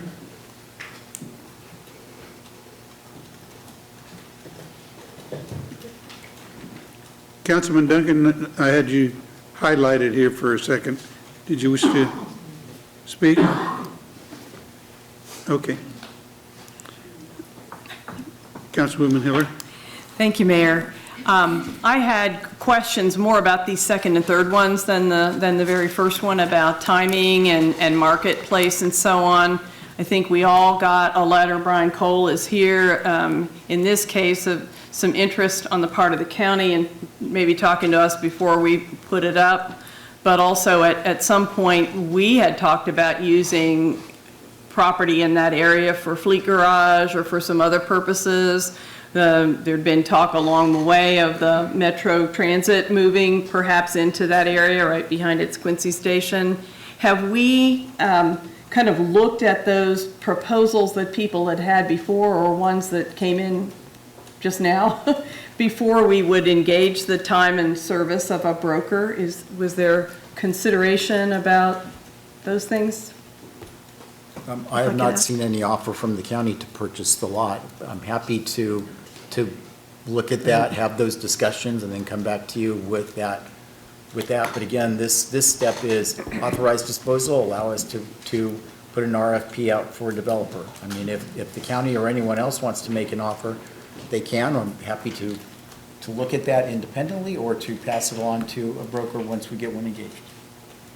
Okay, so we're just, I mean, we haven't talked about it as a body, so you're certain that we as the city don't have a use for that, or? So the very first step that's required under the code is that we contact every city department and ask them if they have a need for that. Only after we have heard back affirmatively from every city department that there is no need, do we then take the step to go to the governing body to ask for authority to dispose. Okay, so that step has happened. Yes, ma'am, we would not be here without that step having happened. Thank you. Thank you. Councilman Duncan? Thank you, Mayor. My computer froze a minute ago, so I unfreeze it. I just wanted to let Councilmember Kell know, this one would not actually qualify under our land bank rules because it's strictly for non-commercial properties. And this would fall as of now as a commercial property. So until we make a change, no, we couldn't put anything that's zoned commercial or possibly going to be marketed as commercial into the land bank. So I just wanted to clarify that. Thank you, sir. Okay. Right now, any further? Okay, I have a motion by Councilman Miller, second by Councilman Banks. We're ready to vote.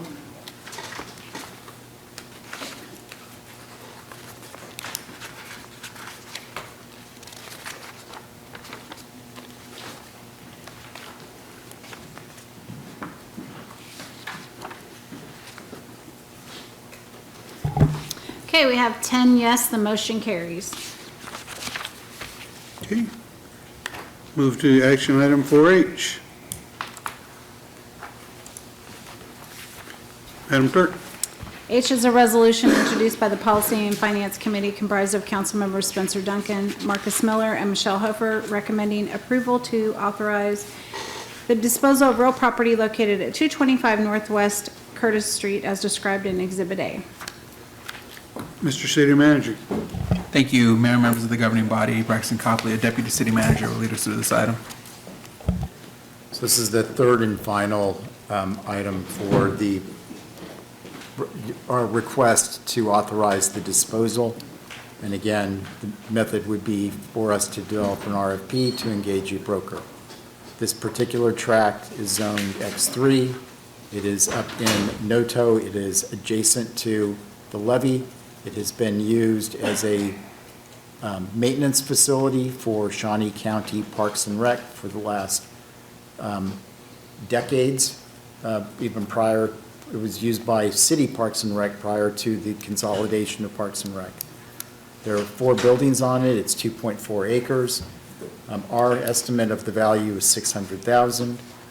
County has it on their records at $492,000. There was a Phase 1 and a Phase 2 environmental site assessment that was done using some brownfields grants. They looked at the entire 26-acre campus that includes this tract plus other tracts in that area. There are some wrecks identified as well as soil contamination and groundwater, but we would need to be laser focused on this particular tract because it was on the 26-acre tract is where they found those environmental concerns. The other important condition on this particular tract that will be disclosed as part of the RFP, as well as any discussions by the broker, is that this tract was purchased by the city using transient guest tax funds.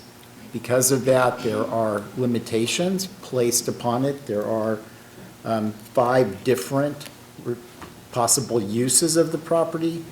The 2 most relevant would be to create innovative projects and activities promoting conventions and tourism, or to promote the general economic welfare of the city and the environment and its environs, including the attraction of industry. Those, because of the TGT funds that were used, those restrictions will apply in terms of any potential redevelopment.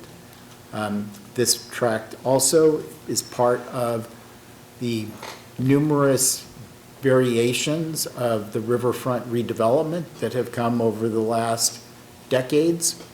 in terms of, as part of the redevelopment of the riverfront, access to the riverfront. And obviously, those plans are out there as well, and we will reference those as well. So happy to stand for any questions. Again, our ask is simply to authorize disposal and allow us to get this step started and then come back to you with possible offers. Okay. Any questions? Councilwoman Hiller. Well, I do have a concern on this one, and Braxton covered some of it. I mean, this has been in a variety of plans since 2002, maybe before then. And I had actually said a little bit to Braxton and found some of I keep the riverfront plans that have been done, and in every single one of them, the expectation was that all the properties from the levees to the Great Overland Station would be one way or another part of a riverfront park. And so I have some concerns. You know, when I chatted with the city manager, he said, well, maybe it could be residential and things like that. All those kinds of plans, as far as I know, in every single one of the riverfront development plans had that kind of stuff on the south side of the river, and we had envisioned a riverfront park on the north side. And times can change, and it's good to have things coming forward to make some decisions. But I wondered about whether we shouldn't have some sort of a sit-down with the county. I mean, we also handed off all of our parkland to the county, but we were still in that TGT process at the time, so we ended up keeping that parcel that was sort of out of the loop for all the other things that were happening on the north side. And I just, out of respect for all the work that we've done together and with the riverfront folks, I kind of want to check that first. So I will tell you that I have had conversations with GTP, Mr. Hunter and Michelle, in terms of the city's desire to market this, and that the options are open. I know the city manager has had conversations with the county councilor about giving them the opportunity to piggyback off of any brokerage contract that we would have to attempt to market their parcels that are adjacent. I've talked to two of the commissioners who both were quite surprised that this came up, and I just don't want to, you know, we've got levee trails that were planned and all sorts of ideas for amphitheaters and things like that. They aren't final. I just feel like we should have a confab with them before it moves on. City manager. Thank you, Mayor. Councilmember Hillerwood, and for the rest of the body as well. I've committed to working with the county and with GTP on developing any proposals to ensure that we're in alignment with any county plans, with any plans for the riverfront development, and that as those proposals come in, that as a team that we're going to evaluate those proposals. I've had those conversations with the county councilor as well as Molly Howie, president of GTP. So, and I think I copied you on an email. You did. With them. I'm just concerned that the commissioners themselves didn't get an opportunity to, the best I can tell. Yes, ma'am. To be part of that, and I didn't want to blindside anybody, or we had committed a long time ago to pretty much doing that together.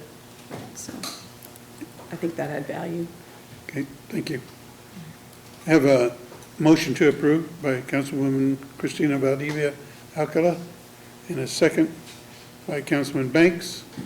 We're ready to vote.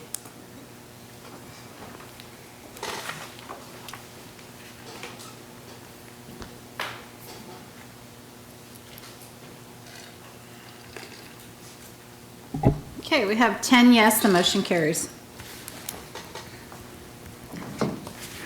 Okay, action item 4I, Madam Clerk.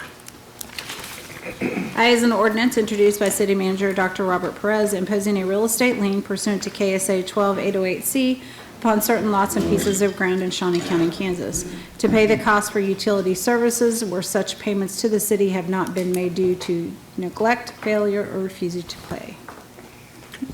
Mr. City Manager.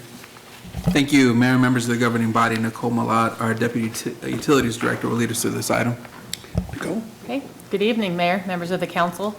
As I was in front of you last week with a presentation on this item, I really don't have much to add this evening, other than to inform you that the revised ordinance you were provided this afternoon has remaining 94 properties for a total of just over $86,000. And I'm happy to answer any questions if you have any. Any questions for Nicole? Just, I want to make sure, Nicole, I think earlier when I was visiting on this, make sure the public knows what timelines that are in place so that they can still have the opportunity to relieve themselves of this debt. Yes, thank you. I meant to include that as well. Those were the totals as of today when that was provided. We will continue to take any payments into account received up until noon on Tuesday, September 30th, before we turn that final list to the county. Okay, thank you. All right, if not any questions, is there a motion from the body? No. Oh. Who? Okay, Councilwoman Ortiz. That's what I was going to ask you. What's a number that they can call, Nicole, if they want to call a number? There's a couple of people on here that I'm going to call and let them know that they are on this list. Please call the call center. That's 785-368-3111. Do they have to say anything special? Just that they would like to make a payment or arrangement on their past due amount. If they make an arrangement, then will their name get taken off of here? With appropriate arrangements, they can be taken off. Obviously, time is running short for us to get that turned over to the county, so not as much flexibility as if they had started that a few months ago, but with appropriate arrangements, we can certainly still pull that property. Nicole, if you would, take me through the process. Once they get this, do they get a certified letter? I don't know the county's process. Once this is turned over to the county takes over. No, I'm talking about when we have it. Okay. Do they get a certified, how are they contacted that they owe this much money or however much money? These accounts, like I said, they all range between 90 days to 365 days past due. So every month, their bill has a delinquency notice on it, letting them know.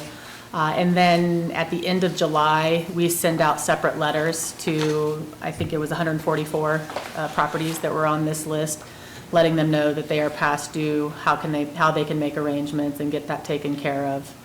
And then obviously going through the council process here as well. Thank you, Mr. Mayor. Councilwoman Valdivia-Acala. Thank you, Mayor. I will not be supporting this. As we continue to have constituents, residents come to me, but also see on social media and what we have coming up here to public comment, that until we find some way to move forward in a way that feels more fair and equitable, for example, we have coming up next Tuesday, Marnie LLC, part of Lawrence Bay, some property owners, and for them to pay their taxes and specials, we're going to be forgiving about $47,000 in penalties, is what, for them to pay up what they are back due on. And again, when we talk about this, when we talk about these individuals that are being given waivers, forgiveness, et cetera, we're not talking about fixed income people. We're not talking about people barely making ends meet. We're not talking about any of that. We're talking with people that have wealth, that have choice to pay or not pay their taxes, specifically at this point with Lawrence Bay. And so with the amount of deep concerns that constituents have brought up with how stretched they are, I just cannot support this. Thank you. Deputy Mayor. Now, are all these just the last 365 days, or some of these a carryover? Because I see a couple that are multiple thousands of dollars, so. Most of the accounts that reach that level are most likely in the last 365 days. It's actually the smaller ones that take time to add up because we have a minimum before we will do this. Some of those will be more than 365 days. But the ones that you see on there for $2,000 or $3,000, they are not.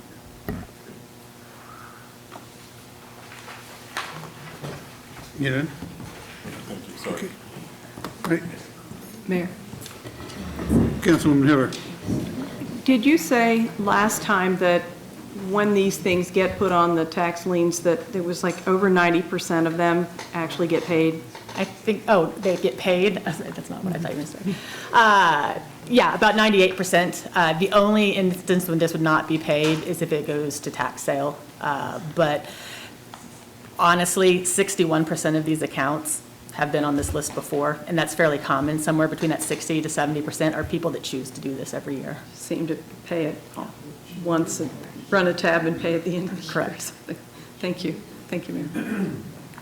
Director Davis, did you have something to offer? Yep, I just wanted to reiterate the fact that these are not the vast majority of folks on this list are not City of Topeka residents. They're those folks that live on the outskirts of town that we still provide service to, wastewater service, and then also have to pay some of those in-city folks that are paying stormwater fees. So they're not getting active water service from us. So these are not, I just want to help make that distinction. This is not like the lien ordinance that was discussed previously this year, where we were talking about readiness to serve charges that were back due. This is purely some stormwater, some fire line, and and a lot of wastewater accounts. Thank you, I appreciate the detail. Okay. Is there we've had testimony, any questions? Is there a motion? Do we? Oh, we do. Okay, thanks for drawing it to my attention. Mr. Monroe, you're signed up.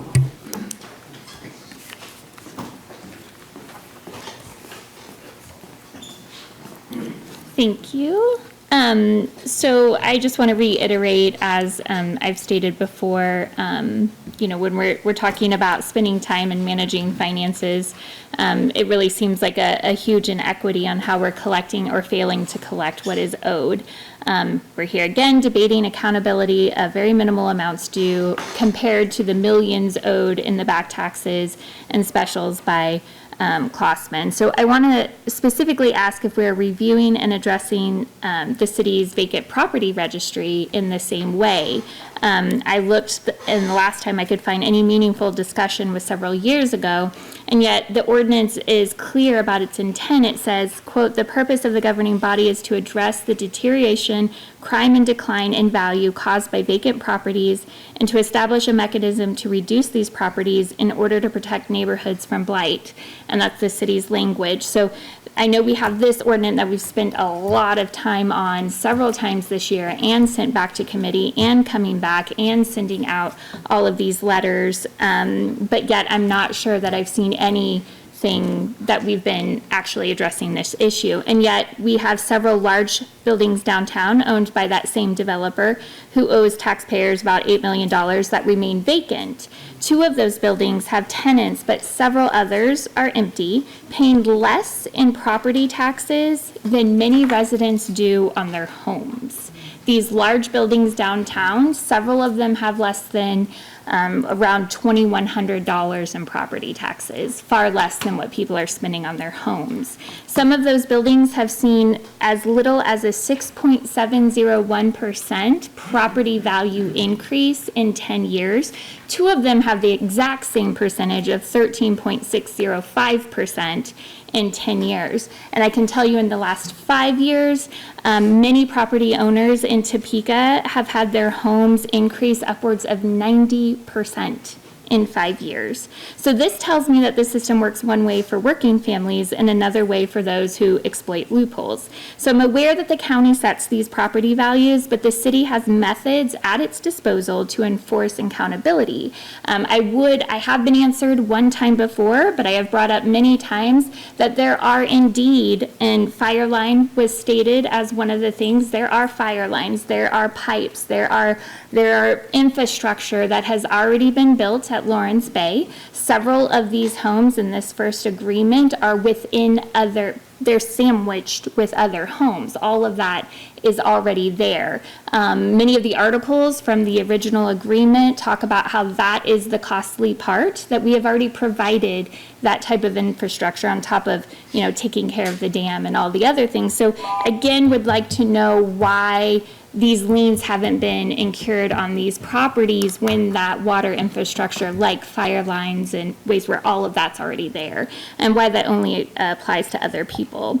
So I just want to point out that this isn't just downtown properties either. This developer has roughly 300 registered LLCs in Kansas, and just by reviewing one of them, I found that 37 out of the 39 properties registered to that property owner were not developed or vacant. And when you add more than the 100 plus undeveloped properties tied to Lawrence Bay, then this is pretty undeniable. It is not that we are just building up everything and such an asset, but we are sitting on a lot of vacant property without having really any sort of accountability for them. So those ordinances, like the vacant property ordinance, needs to be coming to play. So I appreciate you taking time to look into that. Oh, can I have 1 minute for a solution, please? Okay, go ahead. So while we're on the water, I do want to make sure that the city, is pursuing other water utility gap funding sources. So just in case that people are not aware of, the Kansas Department of Commerce offers CDBG water and infrastructure grants. They explicitly name Topeka as qualifying for these grants, which are grants designed to support water infrastructure that will benefit low to moderate income residents. I want to make sure that we're aggressively applying for this resource. It's a 25% match grant because that are ways that we can supplement when we're looking at how to reduce these costs. Thank you. Thank you. Okay. Councilman Miller. Thank you, Mayor. Team, you had mentioned that you said the vast majority were outside city limits. You have a percentage on that by chance? I do. Let me find it in my notes. Let's see. I'm going to have to do math real quick. 94 out of the 146. So we're going to call that 78, 80%-ish. Okay. Okay, thank you very much. Further questions? Okay, is there a motion from the body?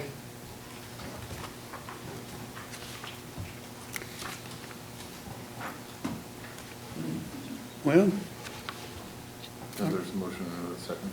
huh? Well, I see a second, I don't see the motion. Karen, again, you're missing from this whole thing. Okay. Oh, yeah, but, okay. Okay, motion to approve by Councilwoman Hiller, second by Councilman Dobler. Now we're ready to vote. All right. Keep looking for.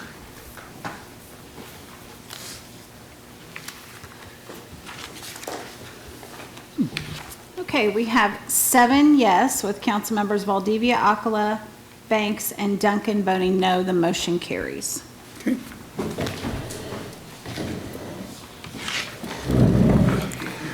Okay, that completes our action items for the agenda. We'll move on to public comment. There are 5 people signed up. If I miss you for some reason, let me know. First person I have is Corey Chandler.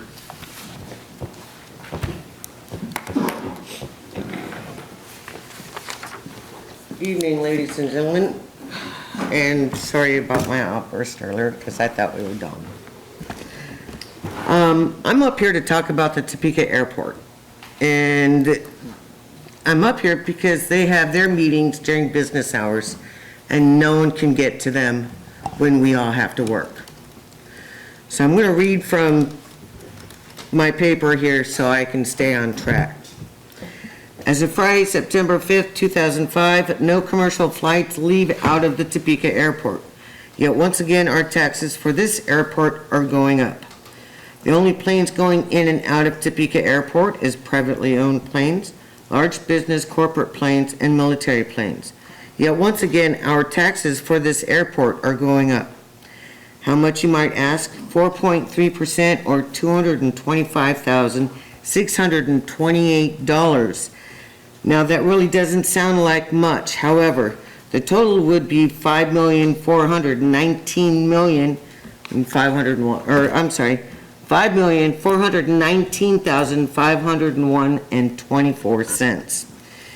That every Shawnee County resident owes a home must pay something for, and that's including business owners that own their buildings.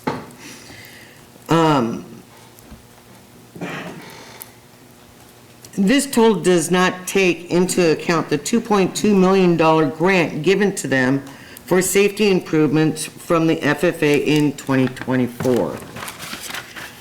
In early 2025, Kansas State gave $15.5 million grant to Topeka Airport for them to build an 80,000 square foot hangar.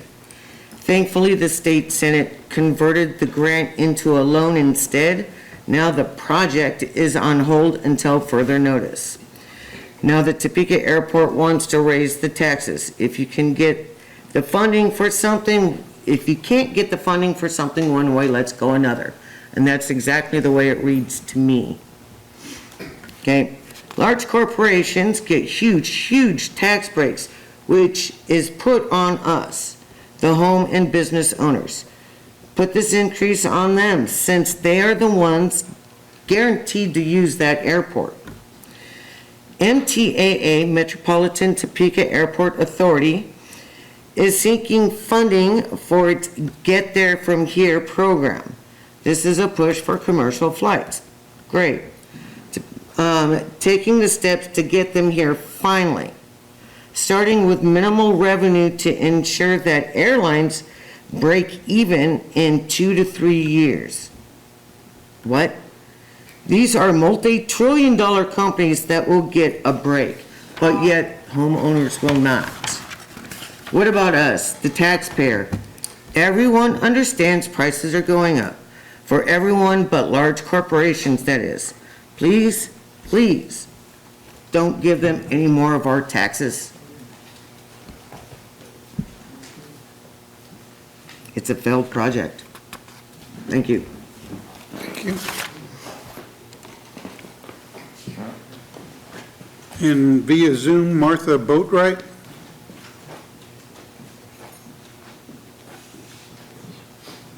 That was the mistake. I was speaking earlier. Okay. Thank you, ma'am. Chuck Deltmeyer.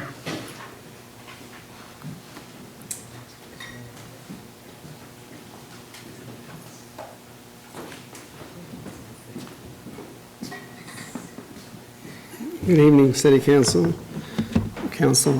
I'm Chuck Daltmeyer, and I have a huge appreciation for the City of Topeka and administration too. They've allowed the bond program to allow me as a small guy to develop residential subdivisions. I've been building and developing for 55 years. My dad started me out with a hammer and a nail.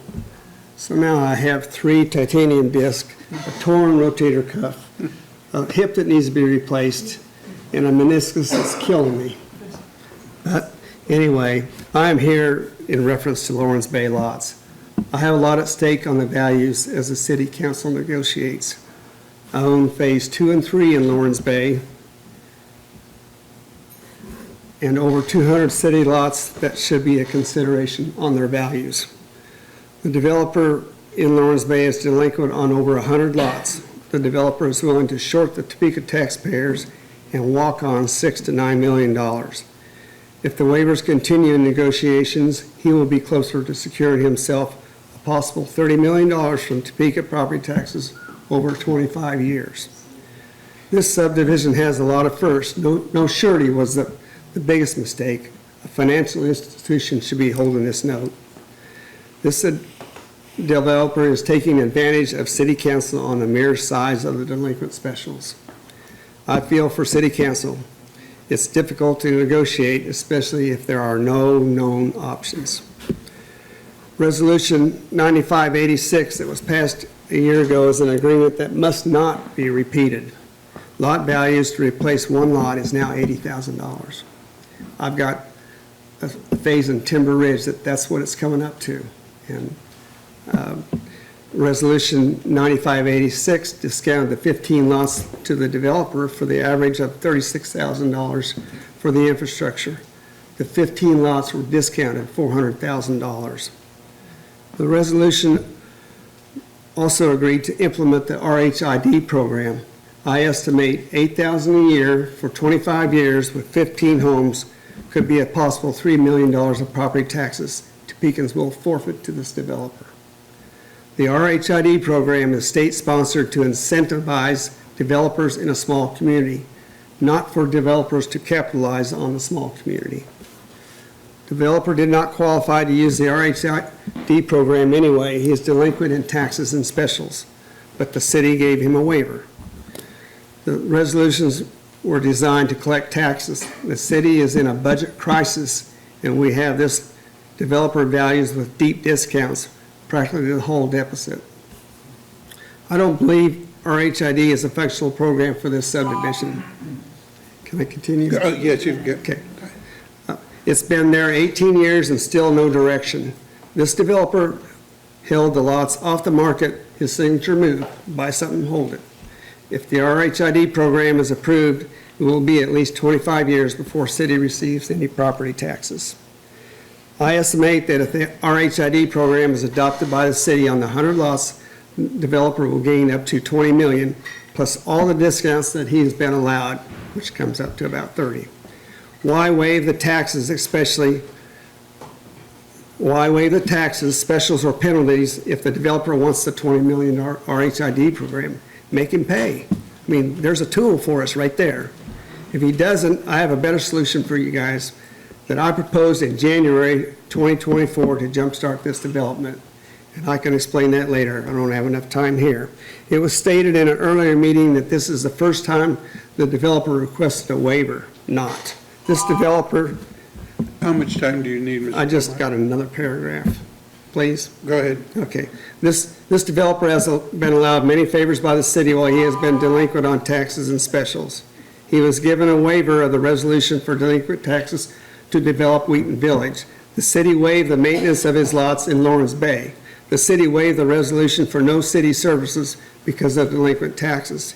He received an extension on resolution 9586, and the agreement was due December 31st, 2024. So he got out of that. He was supposed to transfer the lots to the city at that time. Now the city waived the resolutions on the delinquent taxes for the 15 lots in the RHID. The city waived the due special assessments in exchange for back due taxes and a negotiated amount of payment. He had negotiated for $36,000. I don't think the city council is current on lot replacement value. 18 years of holding delinquency, I think the city deserves the inflationary value. He will be back for waivers and deep discounts on his remaining lots. No more waivers, demand payment for all taxes, special assessments, and penalties. He obviously has no problem taking Topeka tax dollars. This developer has taken advantage of your constituent. The city is in a strong position for negotiations. If he continues to gain unfair infrastructure values, I cannot compete and will not be developing my city properties. Topeka don't need this developer. We can build this development without him. Let him walk. So, if we pay off his county taxes, then you guys are the next in line. So, thank you. Thank you. Candace Stiles.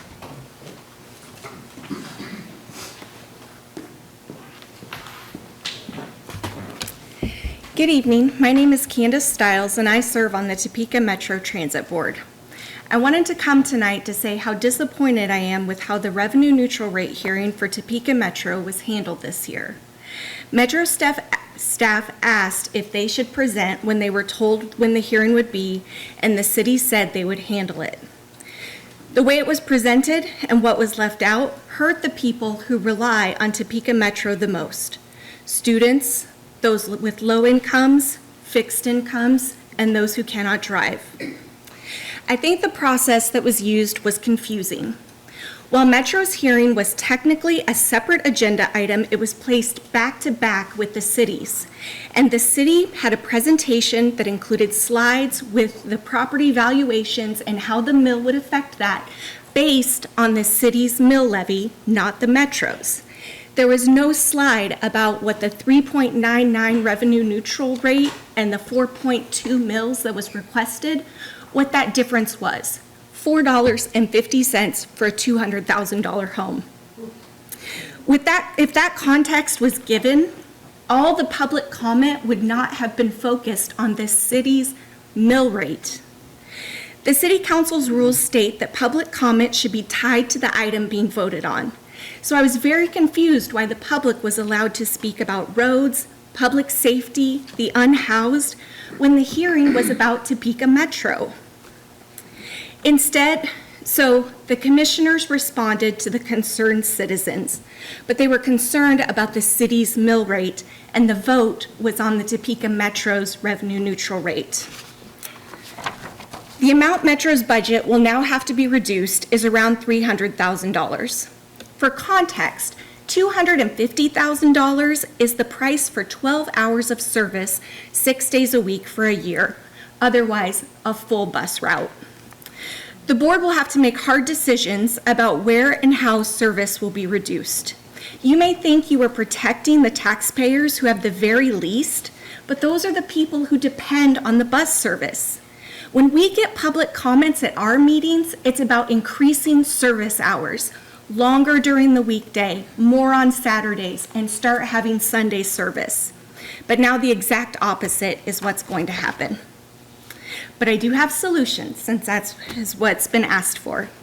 What's done is done on this revenue neutral rate. But for 2027, it would be helpful if the Metro's revenue neutral rate was not before the city's, the hearing. At the county, their hearing is first, and then they do the revenue neutral rate for the sewer districts, because the public is coming for the bigger mill levy. That's what they're concerned about. Metro staff should be allowed to present their own financial information about the Metro's revenue neutral rate and their budget. And with the city's budget not being done yet, you could put in $250,000 so service would not have to be reduced. In 2012, the city passed an ordinance that said the city shall levy a tax of 4.2 mills for Topeka Metro. In 2012, the city's own mill was 35.84, and in 2025, it's 36.956. However, it has been as high as 39.9 mills in 2021. All that time, Topeka Metro operated with their 4.2 mills. And I just hope you keep that in mind moving forward. Thank you.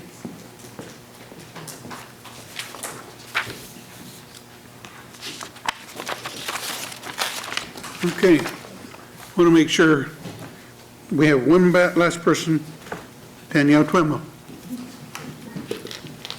Public comment.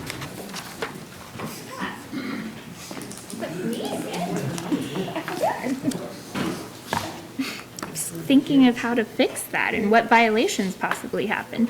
Okay, so I am speaking tonight on something fundamentally good for governance, which is the value of public comment. So I want us to imagine a Topeka where public comment is not an afterthought, but the starting point, where citizens can come, speak their truth, and be heard before decisions are made by moving public comment to the beginning of the agenda and allowing the level of participation in the process as outlined in the governing body rules that show citizens that this council values their input and expertise. So 5.5B4 of your governing body rules and procedures state that members of the public will be limited to the 4 minutes, blah, blah, blah, blah, blah.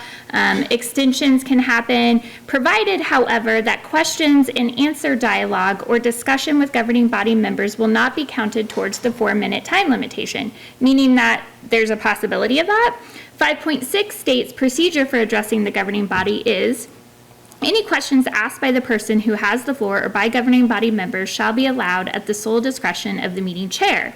This website, however, states governing body members should not enter into a dialogue or debate with citizens. Questions or comments from the governing body will be for clarification purposes only.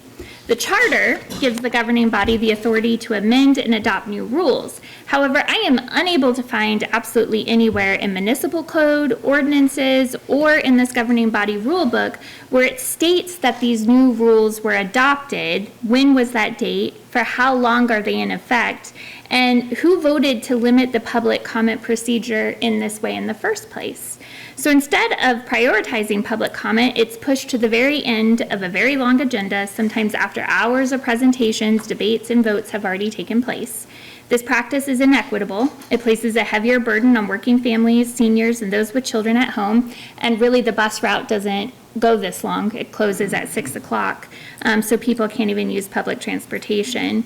So whether intended or not, the public voice comes last, and that decisions are made before the people most affected ever get to speak. We do have it on individual items, which is a nice change. That's a positive step. However, when general public comment is treated as an afterthought, it diminishes trust in this institution. It tells our neighbors that their lived experience and expertise are secondary to staff reports or developer presentations, and it discourages participation at a time when we need civic engagement now more than ever. But here's the truth. Public comment is not a nuance. It is a resource. It is a heartbeat of democracy. Residents bring perspectives from classrooms, from small businesses, from their neighborhoods struggling with crime, from the family worried about housing. These are insights that no consultant or report can fully capture. We need to elevate public comment, and it's not just about fairness, it's about effectiveness. Transparent, inclusive decision-making leads to better policy and stronger outcomes. Cities that listen first and act second build lasting trust and avoid costly mistakes. I hope that fellow citizens get the reassurance that their voice matters, even when the system makes it difficult, even when it feels like decisions are already made, that our testimony shapes the record, it informs the debate, and it plants the seeds of change. Every step towards justice, equity, and progress in this world has started with people speaking up, even when it was inconvenient. So this kind of democracy is something we all deserve. And I hope that we can look at ways to adjusting the agenda and that interaction during public comment. Thank you. Thank you. Hey. Is that last person? I tried to sign up for public comment, but it didn't go through. May I? Madam Clerk, do you know, when did you call, sir? Oh, I sent an email at 4:30 today. Go ahead, step forward.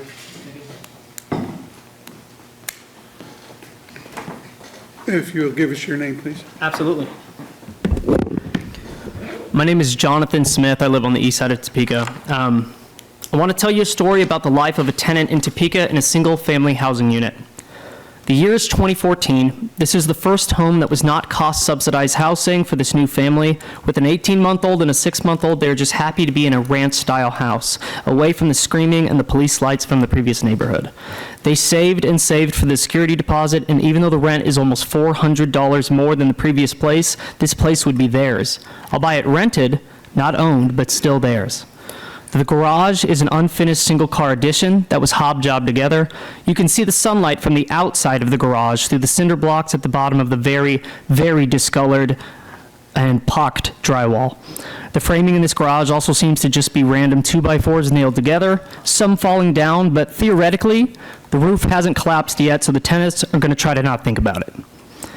The windows seemingly haven't been replaced since the 50s. The seals of the windows are not rubber gaskets or silicone, but old, rotted wood painted over and loosely sealed against other old, rotted, and painted over wood. Some of the other windows on the house are permanently sealed with paint entirely. The tenants notice that every outlet is a two-prong outlet, so the electrical wiring likely hasn't been updated in the last few decades either. But the kitchen has a three-prong, and as well as the bathroom, and this place would be just theirs. Plus, with so many other places being much more expensive, they decide to make this house their home. Winter rolls around, and on an unusually cold day, they notice that the three old, large windows in the living room are not just freezing cold to the touch, but actually frozen over in some places. The humidity from the nearby heater vent has caused condensation on the inside of the window to form actual ice. They chip away at the ice with the fingernail, look at each other, and laugh as they grab more blankets in order to watch their movie, their heater still blaring away the same way it had been since the beginning of that day. They text their landlord the following day and ask if the windows can be updated or replaced. The landlord doesn't respond. A second text is sent, the tone cordial and patient. The windows need not be replaced right now, but eventually they would need to be. The next day, the landlord responds back, we will have someone come out and look at the windows on Monday. The tenant says thank you. Monday comes around and a man in an old beat-up car shows up, walks around the house looking at the windows before getting back into his car and leaving. The tenant texts the landlord to ask if that person was supposed to fix anything. The landlord doesn't respond. That same man returns hours later, armed with a bag full of sealant tubes and an old applicator gun for caulking. He proceeds to put a fresh bead of sealant around the edge of the glass of every window. The following week, another cold day comes back, and with it, more ice on the windows. The tenant drops it, deciding not to be a bother.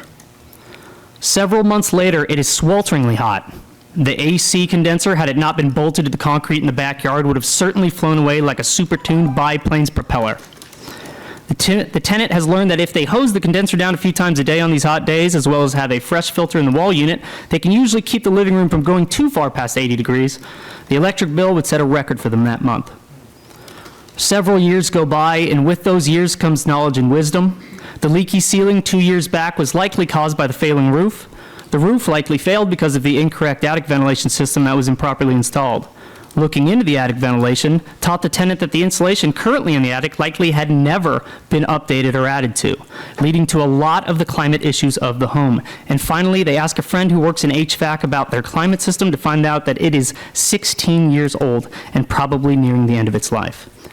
It is 2025, and the tenant has spent a little of their own money here and a little money there. They may not own the home, but it is their home. They've lived there for 11 years, and they take care of this house as if they do own it. I'm out of time. How much time we need? I've timed it out. 3 minutes is what I need. 3 more minutes? Yes.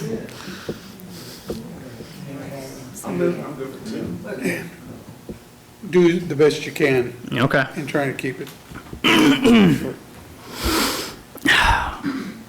A little money here, a little money there. They may not own the home, but it is their home. They've lived there for 11 years, and they take care of this house as if they do own it, but some repairs are a bridge too far, and they now know their rights. They send paragraphs of researched information and sources for what the current International Property Maintenance Code expects for a home in 2025, as well as various agencies and organization recommendations for this state's climate zone. Those several paragraphs go through, and several hours later, the response from the landlord comes back. It is a single sentence. We will send someone to look at your AC condenser. The tenant reads the text, looks over at the still not updated living room windows 11 years later, and is furious. Weeks of work, dozens of hours of research, they will not be brushed off. They demand a plan to have these fixes addressed. It doesn't have to be tomorrow or in a week, but they demand a plan for these fixes. The landlord calls back minutes later, a first. They say, sir, if you don't like living there, you can just leave. No one is making you live there. We haven't raised your rent, and you are always complaining. The tenant stands their ground. I am not being unreasonable. I cannot use my oven during the summer, or my living room will heat to 85 degrees. I'm having to buy fast food for my kids to keep from overheating my home by cooking. You know that if you lived here, you would make these updates to this house.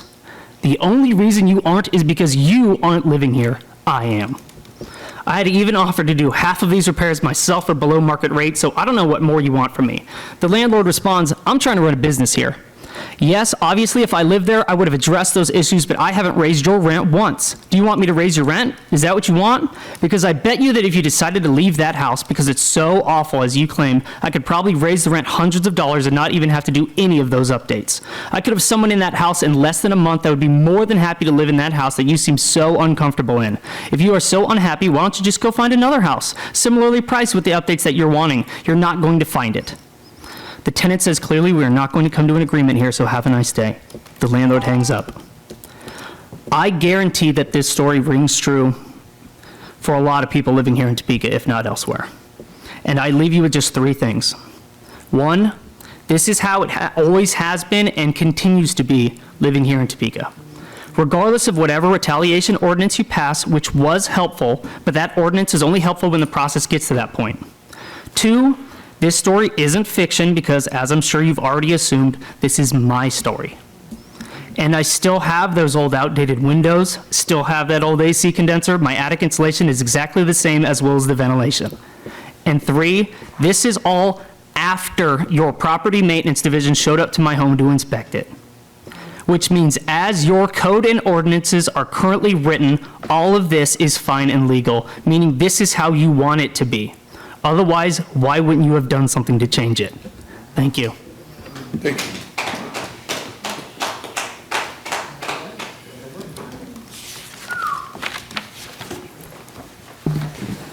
Okay. Those are the final comments that we have for this evening. I appreciate the time you've taken to give us that information. We'll move on now to announcements. Madam Clerk. Okay, for the 16th agenda, we will have one mayoral proclamation. On the consent agenda, we will have Christ the King Rome Suite 5K noise exception, and then one expenditure ordinance. Action items include the charter ordinance, transient guest tax to levy structure revision for Hotel Topeka, and then we have discussion with possible action for Marnie Properties LLC, and then we have an appropriation ordinance for the adoption of the budget. That's it. Mr. City Manager. Thank you, Mayor. I don't have anything, but if I could ask to defer some time to our Deputy City Manager to give an update on Poquisi Viaduct that we think is important for the community to know. Okay. Thank you, Mayor. Ordinarily, I don't participate in this, but because of the impact on the community, I thought it would be helpful to make sure that people were aware that due to the work on the Poquisi Viaduct, that the contractor is behind and has asked for an opportunity to do some nighttime work. So for September 9th or September 8th through the 10th, Monday through Wednesday of this week, and possibly the 11th because of the weather that we had, the contractor needs to do concrete paving as well as subgrade prep with the lime-treated subgrade for nighttime work. Then next week, there would be no work, but then from September 22nd, which is Monday through Wednesday, the 24th, and possibly Thursday, the 25th, the contractor will need to also do additional concrete paving work. Now, there's an ordinance that requires the contractor to get an exception to this, and we had the conversation with KDOT. Obviously, we would not have granted the exception if it was pile driving or other loud, noisy work that would interfere with people's quiet use and enjoyment. But given the fact that we're talking subgrade treatment and concrete paving, we agreed to work with our partners, KDOT, on this project to allow for that work to hopefully get them caught back up. So, thank you. Thank you. Okay, we're going to go around this time because we changed with Spencer being gone. We'll start with Councilwoman Hiller for announcements. Thank you. Okay. Councilwoman Christina Valdivia. Thank you, Mayor. Just real quick, both Councilman Duncan and myself met for some period of time today with Mr. Doltmeyer and his partner. And I just want to say that this individual and his partner are very patient individuals. They were very frustrated. There was a lot of information that I learned that was extraordinarily disappointing. Knowing, and this did not come from the meeting with Mr. Doltmeyer, but understanding the huge level of disappointment that I have when it sounds like our former planning director ultimately went to go work for Mr. Klossman when she was working in the capacity here with the city with engaging in negotiations for some of these waivers, et cetera. So that's very disappointing. But I want to thank Mr. Doltmeyer for his courage to come forward. I thought that Councilman Duncan was very thoughtful in his approach as well. And I had told Mr. Doltmeyer that I had asked legal if it was possible to sue Mr. Klossman or to stop services for him. I have yet to respond back to legal because I'm still trying to wade through all the legalese because I'm not a lawyer. I'm just a little Chicana from Oakland. So some of the legalese is a bit intimidating for me, so I think I'm going to need to set up a meeting to get some kind of verbiage that I can understand.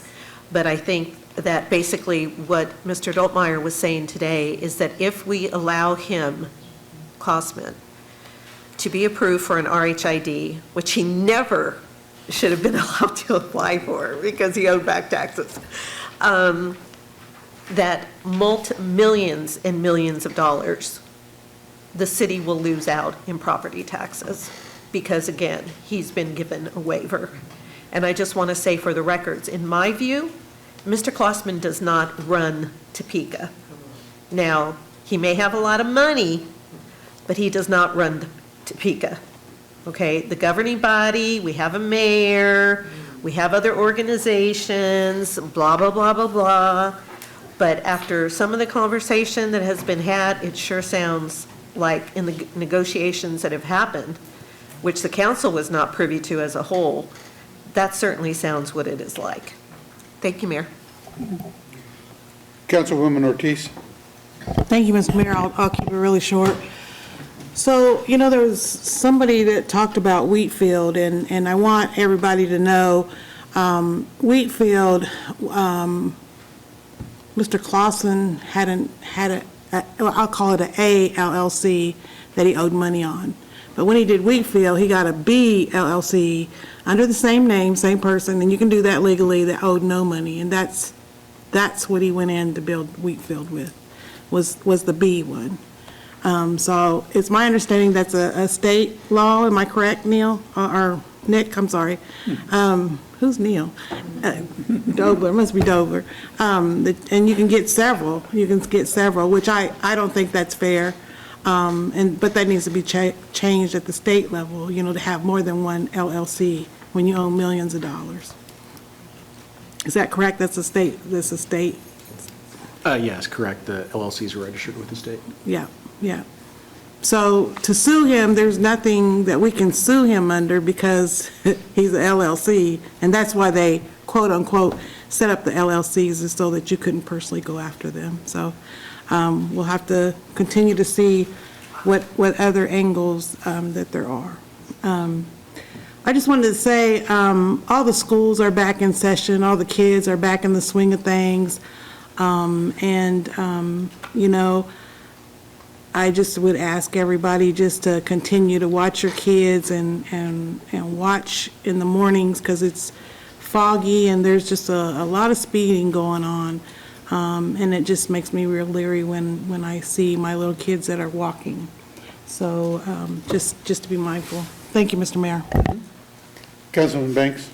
Nothing, Mr. Mayor. Thank you. Deputy Mayor.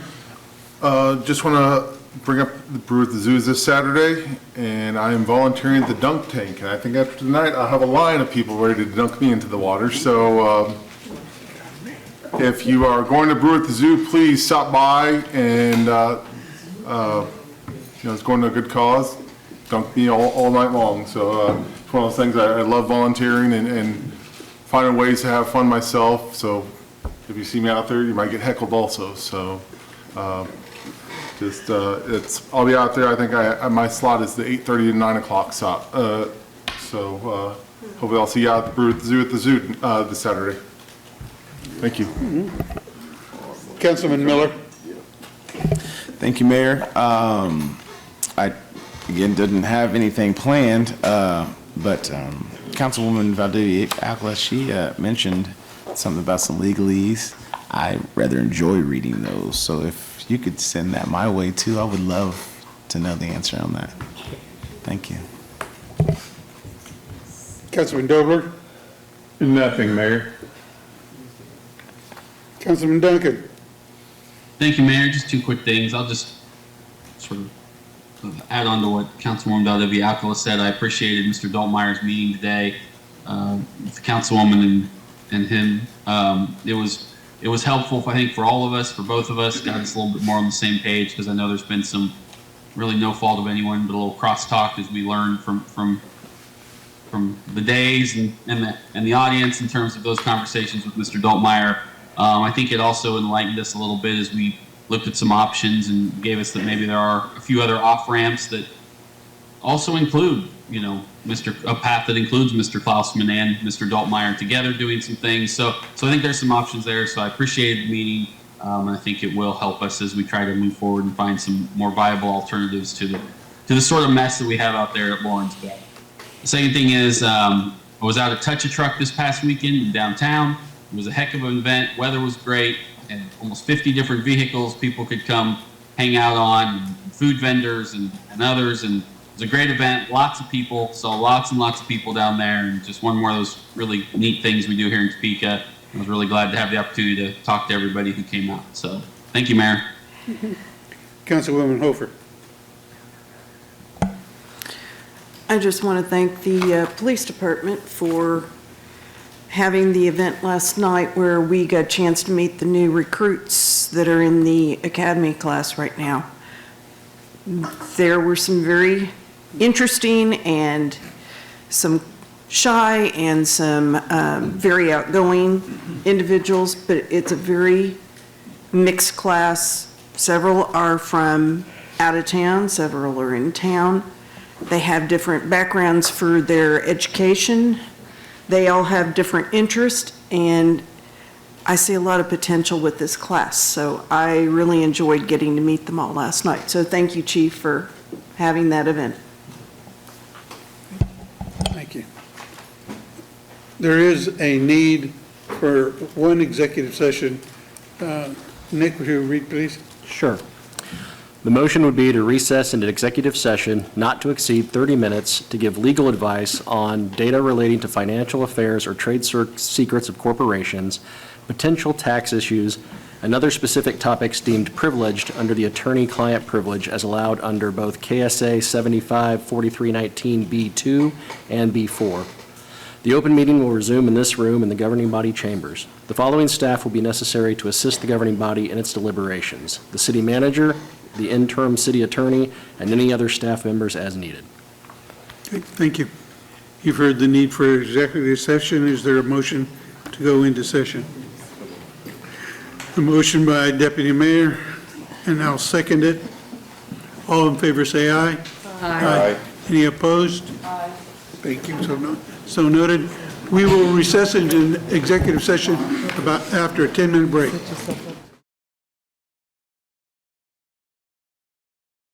Okay.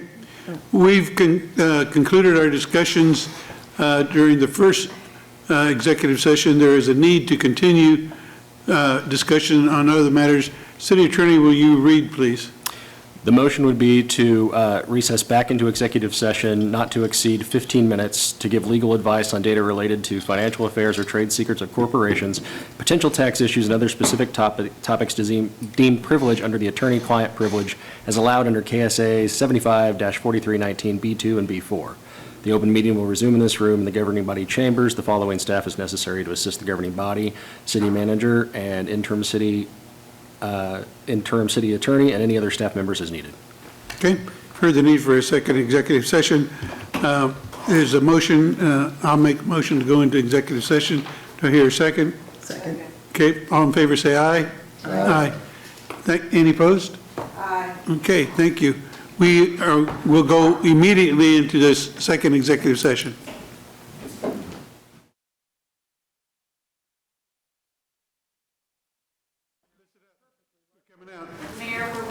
Okay.